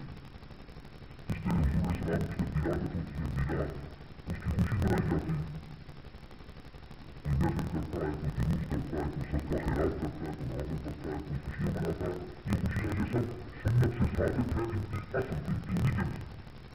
یعنی جلوس بھی حضور کے زمانے میں نکالے گئے، جب حضور اسلام ہجرت فرما کے مدینہ گئے، آپ کے استقبال میں جلوس نکالا، صحیح مسلم میں ہے، باب الہجرت میں، ہجرت کے موقع پر آپ کے استقبال میں جلوس نکالا ہے مدینہ میں، اور آقا نے منع نہیں فرمایا، تو گویا جلوس کسی خوشی کے کام پر نکالنا سنت سے ثابت ہو گیا۔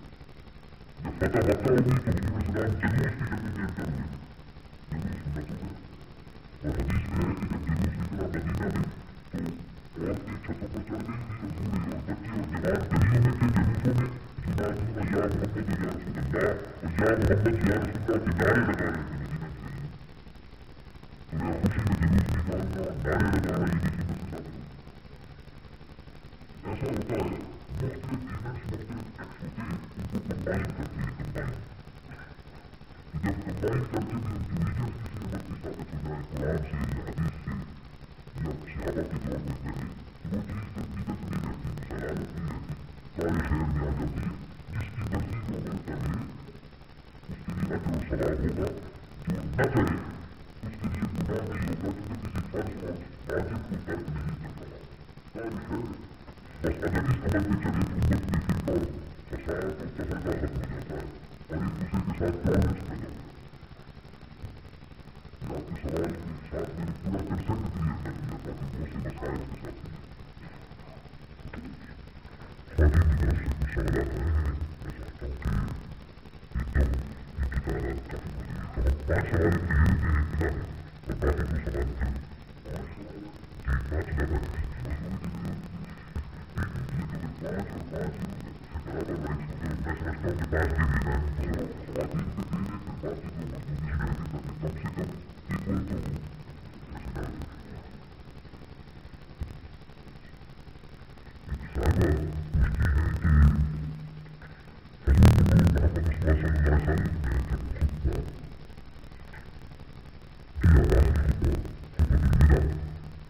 کم ایکول تو ہو ایسے ڈال دیں۔ صاحبہ پوچھتی ہیں کہ حضور محمد مصطفیٰ صلی اللہ علیہ وسلم نے جب خطبہ کیا آخری خطبہ الوداع تو اس میں کہا کہ میں اپنے پیچھے 2 چیزیں چھوڑے جا رہا ہوں، ایک تو قرآن اور دوسری میری سنت، اور دوسری جگہ انہوں نے یہ کہا ہے کہ میں قرآن اور اہل بیت چھوڑے جا رہا ہوں، کون سا صحیح موضوع؟ بڑا اچھا سوال ہے، دونوں احادیث صحیح ہیں، دونوں صحیح بخاری اور مسلم میں آئی ہیں، حضور اسلام کی دونوں فرمان ہیں، دونوں حدیث ہیں اور دونوں مجاز، کوئی بھی غلط نہیں ہے معاذ اللہ، اور کوئی بات بھی موضوع نہیں۔ اب سوال یہ بنتا ہے کہ اس کی تطبیق کیا ہوگی، مفہوم کیا نکلا، ایک جگہ فرمایا قرآن اور سنت چھوڑی جا رہا ہوں، لیکن فرمایا قرآن اور اپنی اہل بیت، پھر ایک جگہ فرمایا قرآن اور اپنی طرف سے، سوال یہ ہوا کہ اس کنسیپٹ کو اس کے اندر کنسیلیشن کیسے کریں گے، یہ سوال۔ دیکھیے اتنے کانفلکٹ نہیں ہے، حضور صلی اللہ علیہ وسلم کا یہ طریقہ تھا کہ جب آپ بیان فرماتے تو ہم تک تو حدیث پہنچے نا، آپ کے کلمات مبارکہ پہنچے، اور آپ کی عادت طیبہ یہ تھی کہ موقع محل سامعین اور حاضرین کی نفسیات ان کی ضرورت اور سچویشن کے مطابق حضور اسلام کلام فرما کے رہنمائی فرماتے تھے۔ میں اس مسئلے کو اس بات کو ایک مثال سے واضح کروں گا، ایگزیکٹلی جیسے آپ نے یہ پوچھا ایک مقام پر فرمایا کتاب اور سنت چھوڑی جا رہا ہے، اس کا مطلب یہ تھا کہ حضور صلی اللہ علیہ وسلم اپنا سسٹم دے رہے تھے کہ میرے بعد میری امت کے لیے سسٹم آف لائف کے سورسز کیا ہوں گے، what would be the sources of their guidance، رہنمائی کے ماخذ کیا ہوں گے، مصادر کیا ہوں گے شریعت کے، تمہیں اپنا اسلام شریعت کا نظام ان چیزوں پر استوار کرنا ہوگا، قائم کرنا، لہذا سسٹم دیتے ہوئے فرمایا کہ ایک اللہ کی کتاب قرآن چھوڑے جا رہا ہوں، ایک اپنی سنت چھوڑے جا رہا ہوں، قرآن اور سنت کو جب تھامو گے تو کبھی گمراہ نہیں ہوں گے، اس کا مفہوم یہ ہے۔ کسی اور موقع پر فرمایا قرآن اور اہل بیت چھوڑے جا رہا ہوں، وہ موقع کا تقاضا تھا کہ اس وقت حضور صلی اللہ علیہ وسلم اپنی اہل بیت سے محبت کی فضیلت بیان فرما رہے تھے، حدیث کا طویل مضمون ہے، طویل مضمون، اس میں حضور اسلام نے اہل بیت کی فضیلت بیان فرمائی۔ کبھی کبھار ایسا ہو جاتا تھا، انسان ہے، بشری تقاضا ہے، انسانی فطرت ہے، انسانی سوچیں کبھی کبھی دائیں بائیں ہو جاتی، تو کبھی کبھار سوچ آتی تھی حضور صلی اللہ علیہ وسلم نے اپنی اہل بیت کے ساتھ محبت کرنا صرف ایک جذباتی تعلق میں حضور کے رشتے دار ہیں، اس رشتے داری میں جذباتی تعلق نہیں قرار دینا چاہتے تھے، بلکہ حضور اسلام کی اہل بیت سے محبت در حقیقت ایمان کا ایک جز تھا، सलाम से मोहब्बत, सहाबा इकराम से मोहब्बत, वैसे अहले बैत अतहार से मोहब्बत ईमान का जुज़ है। और आका अलैहिस्सलाम ये समझाते थे, कई बार ऐसा हुआ कि मेरी अहले बैत से मोहब्बत करने वाला यूं समझे जैसे मुझसे मोहब्बत कर रहा है। कभी आपने फरमाया अल-हसन मिन्नी व अना मिन्हु, कभी फरमाया हुसैन मिन्नी व अना मिन्हु, कभी फरमाया अल-हसन वल-हुसैन सय्यदा शबाब अहल जन्नह, मन अहब्ब अल्लाह फक़द अहब्बनी व मन अहब्बनी फक़द अहब्ब अल्लाह।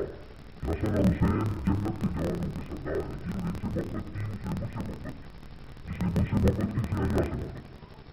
कभी फरमाया जिसने मेरी अहले बैत से मोहब्बत की उसने मुझसे मोहब्बत की, जिसने मुझसे मोहब्बत की उसने अल्लाह से मोहब्बत की। हुज़ूर सलाम ने दरअसल ये बात समझाई कि आपकी अहले बैत से मोहब्बत करना दर हकीकत ईमान का तकाज़ा है।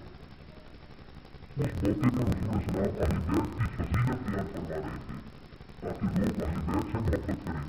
इस तरह कभी हुज़ूर सलाम ने सहाबा किराम की फजीलत किसी मौके पर बयान फरमाई, यानी हाज़रीन में से किसी के ज़हन में सवाल पैदा हुआ कि अहले बैत अतहार हुज़ूर के रिश्तेदार हैं, तो मां रिश्तेदार होने की वजह से इनकी फजीलत बन गई। सवाल ज़हन में आता है। तो आका अलैहिस्सलाम की ये शान थी, अल्लाह ने आपकी निगाह को खैर का इल्म और कश्फ और मुसीबात का इंकशाफ अता फरमाया था। अगर किसी के दिल में ज़हनों में ये ख्याल आया, ये बात बहुत मुनाफिक लोग अपने घरों में कोई बात करते अपनी मजलिस में छुपे तरीके से बात करते, जब वो मजलिस में आके बैठते हुज़ूर सलाम तज़किरा किए बगैर जो बातें उन्हें घरों में की होती उसका जवाब मिंबर पे अता फरमाते। और कभी ये फरमाते कि मुझ तक ये बात पहुंची है, कभी फरमाते कि लोग ऐसी बातें कर रहे हैं और फिर मिंबर पे उस मसले को बयान फरमाते।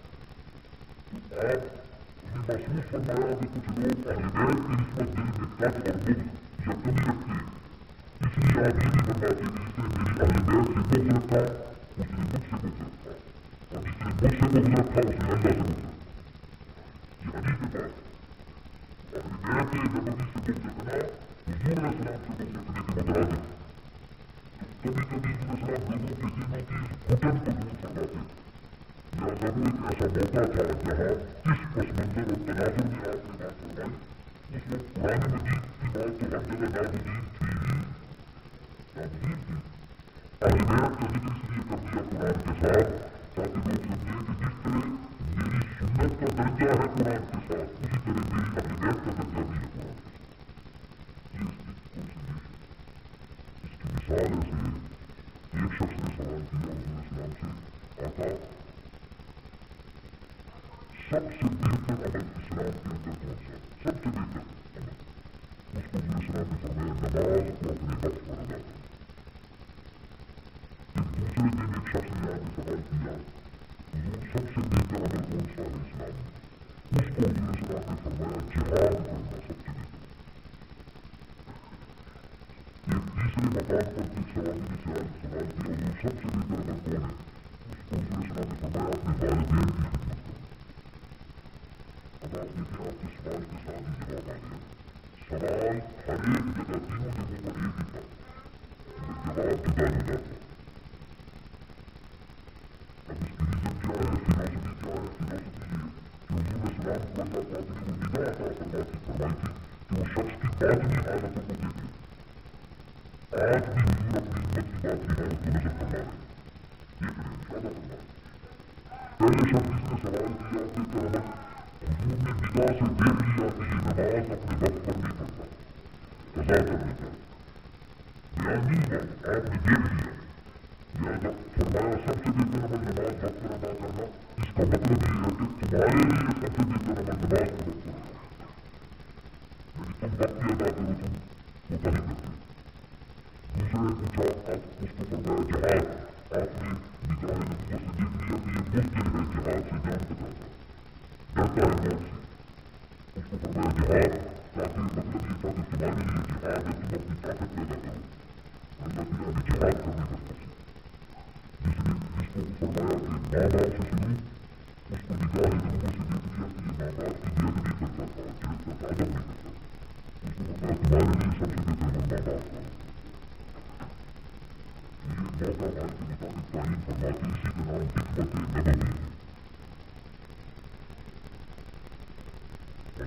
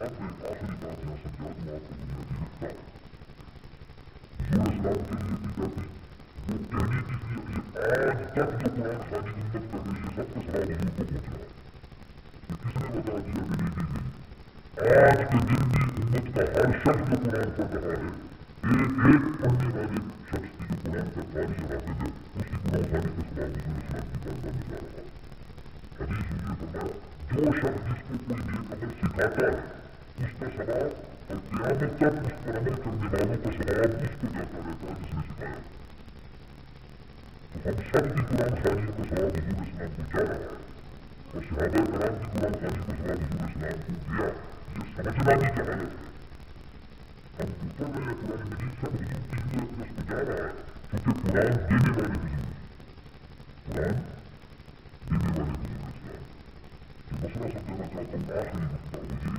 مسئلہ بنیادی یہ ہے آپ سے لیکن مرحوم کے لیے اظہار ثواب چاہے مرحومین کے لیے اظہار ثواب خواہ والدین ہیں بیٹے ہیں اولاد ہیں رشتہ دار ہیں مسلمان ہیں اولیاء ہیں صلحاء ہیں ائمہ شہداء بزرگ ہیں انبیاء ہر ایک کی ارواح کے لیے اظہار ثواب چاہے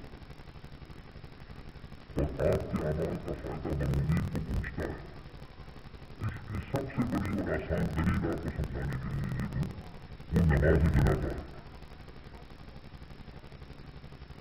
اگر کوئی شاید کسی کے ذہن میں یہ خیال ہو کہ شاید مرحوم کو پچھلوں کے کسی عمل کا فائدہ نہیں پہنچتا تو وہ غلط فہمی دور کر دینی چاہیے اس لیے کہ نماز جنازہ کا فائدہ میت کو مرحوم کو پہنچتا ہے نہیں پہنچتا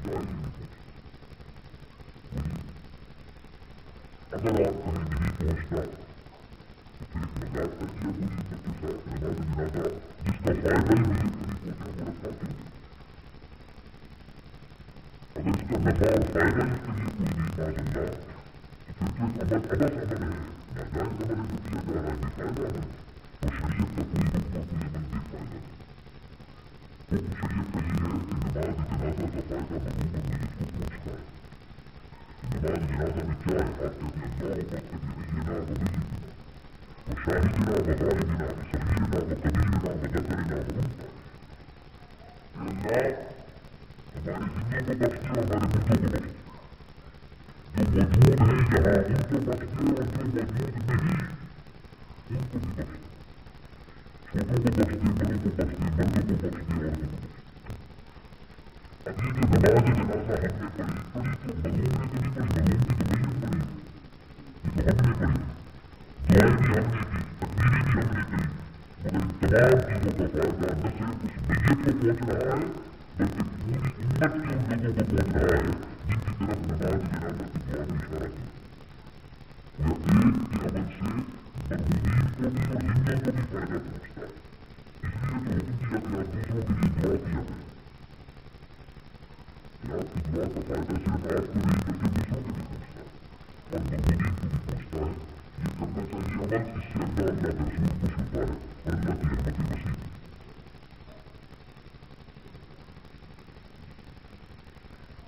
تو سلام عقیدت حضور محمد مصطفیٰ صلی اللہ علیہ وسلم کو دیا جاتا ہے اس کی شرعی حیثیت کیا ہے کھڑے ہو کے پڑھنا چاہیے یا بیٹھ حضور صلی اللہ علیہ وسلم کی ذات اقدس پر دو چیزیں پڑھنے کا حکم ہے قرآن مجید میں ایک درود اور ایک سلام ہمیشہ یاد رکھیں آقا علیہ السلام پر دو چیزیں پڑھنے کا حکم ہے سلام درود دوسرا سلام اللہ رب العزت نے فرمایا ان اللہ وملائکتہ یصلون علی النبی یا ایھا الذین آمنوا صلوا علیہ وسلموا تسلیما اللہ تمام فرشتے رسول پر درود بھیجتے صلی اللہ علیہ وسلم ایمان والو تم بھی ان پر درود بھیجا کرو صلو علیہ وسلموا تسلیما اور کثرت کے ساتھ سلام پڑھا کرو جیسے پڑھنے کا حق ہے یہ آیت کا ترجمہ اب سوال کے کنیکشن میں بات یہ ہوئی کہ جب درود اور سلام دونوں چیزیں پڑھنے کا حکم آ گیا اب شریعت کا قاعدہ یہ ہے یاد رکھیں شریعت کا کہ جس چیز کی کوئی حیت اور شکل مقرر کر دی جائے متعین کر دی جائے وہ حکم شریعت میں متعین ہو جاتا ہے اسپیسیفائڈ اور کوالیفائڈ ہو جاتا ہے اور جس کی کوئی شکل معین اور مقرر نہ کی جائے اسے اوپن اور ایبسولوٹ رکھا جائے. وہ تمام شکلوں میں اوپن اور ایبسولوٹ رہتا ہے، اس میں کوئی طریقہ بھی ناجائز نہیں ہوتا، کیونکہ شریعت نے اس کو اوپن چھوڑ دیا. قرآن مجید میں اللہ پاک نے حضور اسلام پر درود پڑھنا اور سلام پڑھنا ان دو چیزوں کو اوپن اور ایبسولوٹ کر دیا ہے. اس کے لیے کوئی حیث، کوئی شکل، کوئی وقت، کوئی صورت، کوئی زبان، کوئی طریقہ مقرر نہیں کیا قرآن مجید نے. اس کو فقہ میں اور شریعت میں مطلق کہتے ہیں، مطلق. اور شریعت کی اصطلاح میں کہتے ہیں فقہ میں کہ یہ مطلق حکم ہے، مقید نہیں، یعنی کوالیفائڈ نہیں بلکہ ایبسولوٹ ہے. تو شریعت کا جو حکم مطلق ہوتا ہے قرآن حدیث میں وہ عمل میں مطلق رہے گا، اسے مقید نہیں کیا جا سکتا. لہٰذا ثابت یہ ہوا کہ درود و سلام جس طرح جس کے جی میں آئے پڑھا جا سکتا ہے، کھڑے ہو کے پڑھنا بھی جائز ہے اور بیٹھ کے پڑھنا بھی جائز ہے. یہ بات میں نے آپ کو دلیل سے سمجھایا. اگر کسی کی طبیعت بیٹھ کے پڑھنے کی کرے، بیٹھ کر پڑھے تو بیٹھ کر پڑھنا درود و سلام یہ بھی جائز ہے.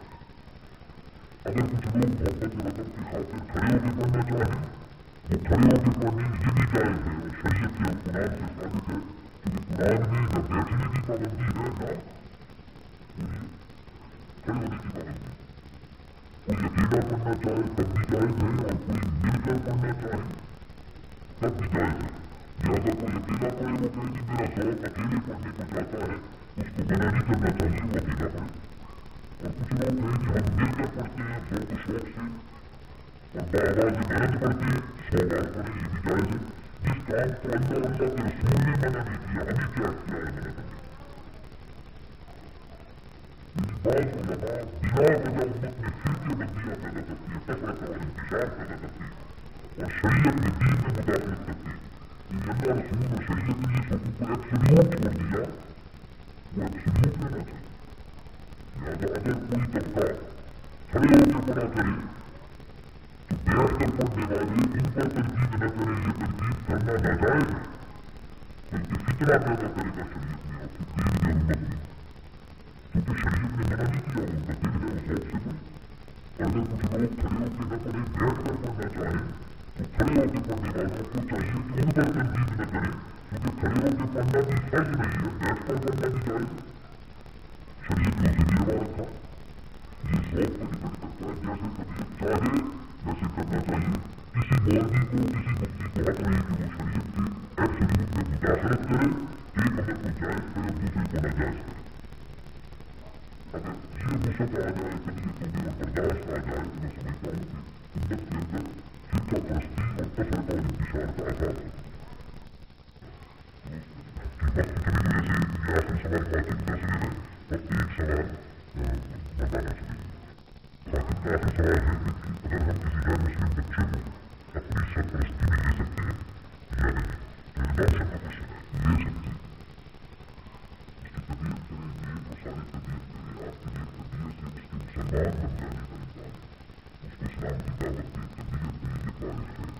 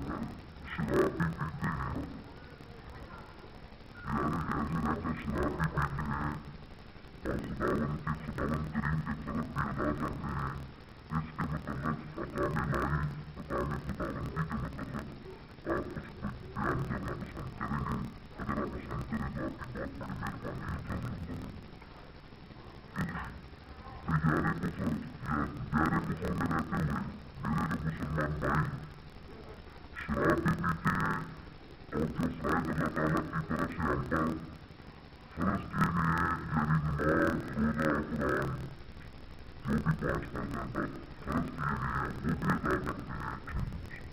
کرتے ہیں اور اس کے مطلب آپ احکام خداوندی کے مطلب بھی بیان کرتے ہیں بات ہو ظاہر یہ ہے کہ جہاں تک جو احکام خداوندی کا تعلق ہے شراب پینے سے متعلق وہ دیار اسلام میں رہے یا دیار کفر میں رہے کوئی شخص شراب حرام ہے قطعاً حرام ہے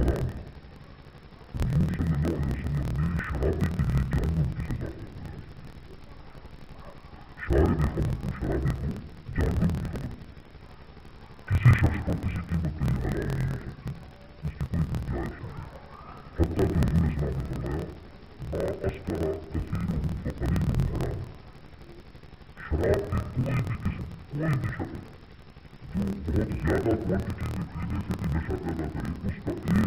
پیدا کرے اس کا ایک قطرہ پینا بھی حرام ایک قطرہ پینا بھی اور اس کو قرآن مجید نے شیطان کا عمل قرار دیا اور نجس کہا اور شراب کو بت پرستی اور شرک جیسے اعمال کے برابر قرآن مجید نے ڈکلیئر کیا لہذا میں سمجھتا ہوں کہ یہ مذاق ہے دین و شریعت سے احکام دیگر پہ بھی عمل کرے اور ساتھ سے رابطے کرے مسلمان کو قطعی محرمات سے اپنی زندگی کو پاک کر لینا چاہیے قطعی محرمات جو ہیں ان سے زندگی کو پاک کر لینا چاہیے یہ مسلمان کی شان نہیں ہے کہ اب رہ گیا اس کی حرمت کا ریزن کیا حرمت کا بنیادی شمار اسباب ہے میرا اپنا بکلٹ ہے میں ریفر کر دیتا ہوں آپ کو کتابیں سے لے کے اس کو پڑھ لیں اور کیسٹ میں بھی یہ مل جائے گا میرا ایک بک ہے Islam on prevention of heart diseases یہ عنوان ہے اس کا Islam on prevention of heart diseases اس بک انگلش میں ہے اس انگلش کی کتابچے میں پورک اور الکحل شراب و خنزیر دونوں کی حرمت کے سائنٹیفک ریزنز میں نے بیان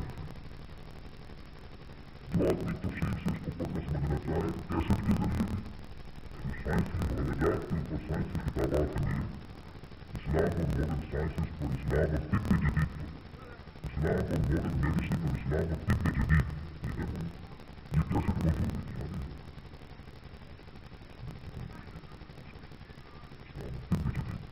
اس کو سننے اور بکلیٹ پڑھیں مختصر میں یہ بتانا چاہتا ہوں اسلام اور عصر حاضر کا چہرے اگر یہ لیکچر موجود ہو تو اس میں بھی ہوگا ہی مختصراً یہ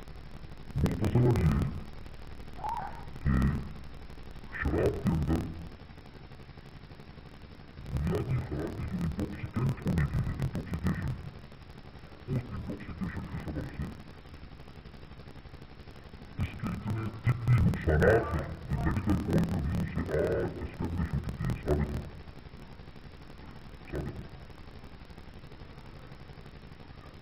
اور یہ وجہ ہے کہ آج امریکہ اور یورپ میں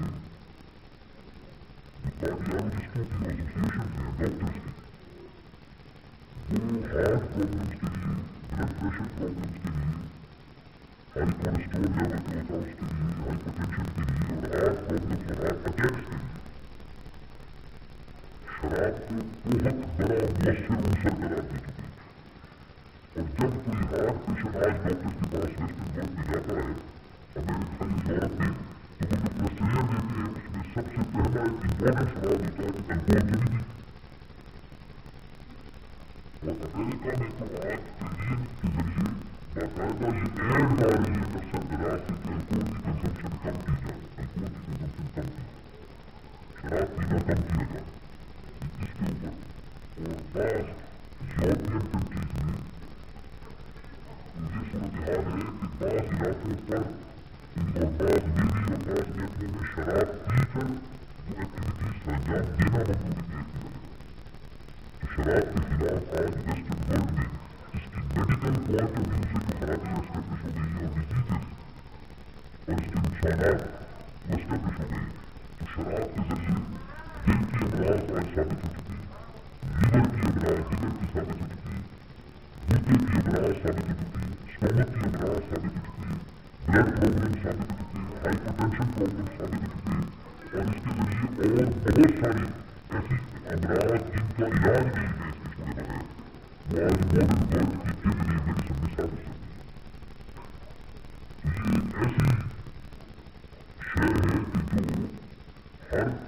کہ جو ہر چیز کسی نہ کسی ایک خرابی کا باعث بن سکتی ہے، مگر شراب الامراض ہے، یہ بہت ساری امراض اور بیماریوں کی جڑ ہے، اور سب سے بڑھ کر یہ کہ یہ دماغ کے اعتبار سے انٹاکسیکنٹ ہونے کے اعتبار سے یہ اپنے اندر یہ خاصیت رکھتی ہے کہ جب اس کی بہت زیادہ مقدار کی جائے کثرت کے ساتھ تو ہر ایک لمحے بھر کے لیے صحیح مگر انسان کو سوچ کی وہ نارمل صلاحیت سے نیچے گیا، لہٰذا اسلام اس چیز کا کبھی روادار نہیں ہے جو انسان کی مینٹل ایبلٹیز پر بے شک ایک لمحے کے لیے صحیح مگر اثر انداز ہے،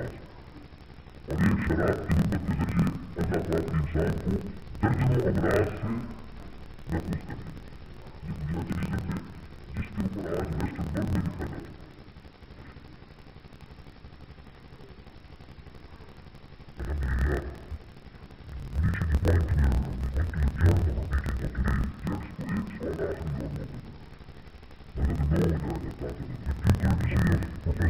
ایک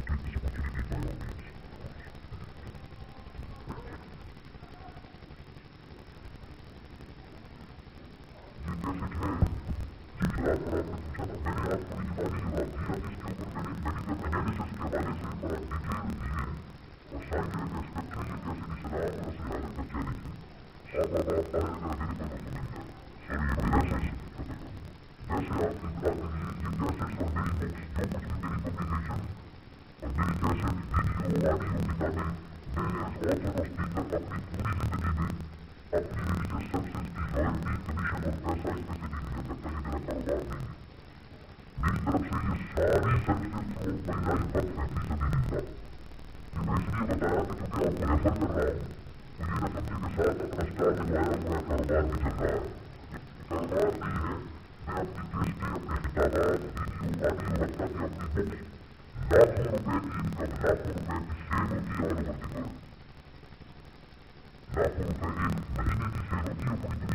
کی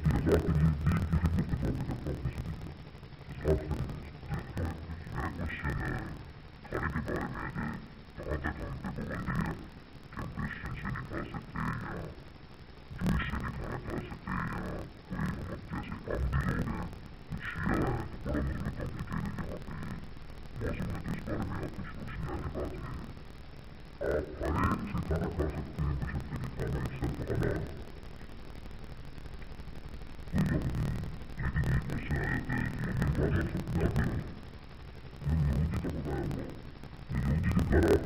کے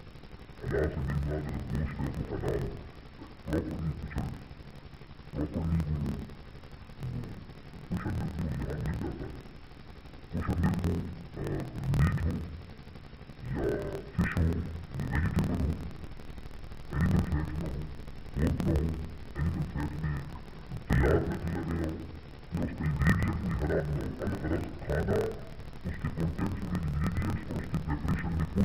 درجنوں امراض سے محفوظ کر دیا۔ یہ بنیادی ریزن ہے جس کے اوپر آج ویسٹرن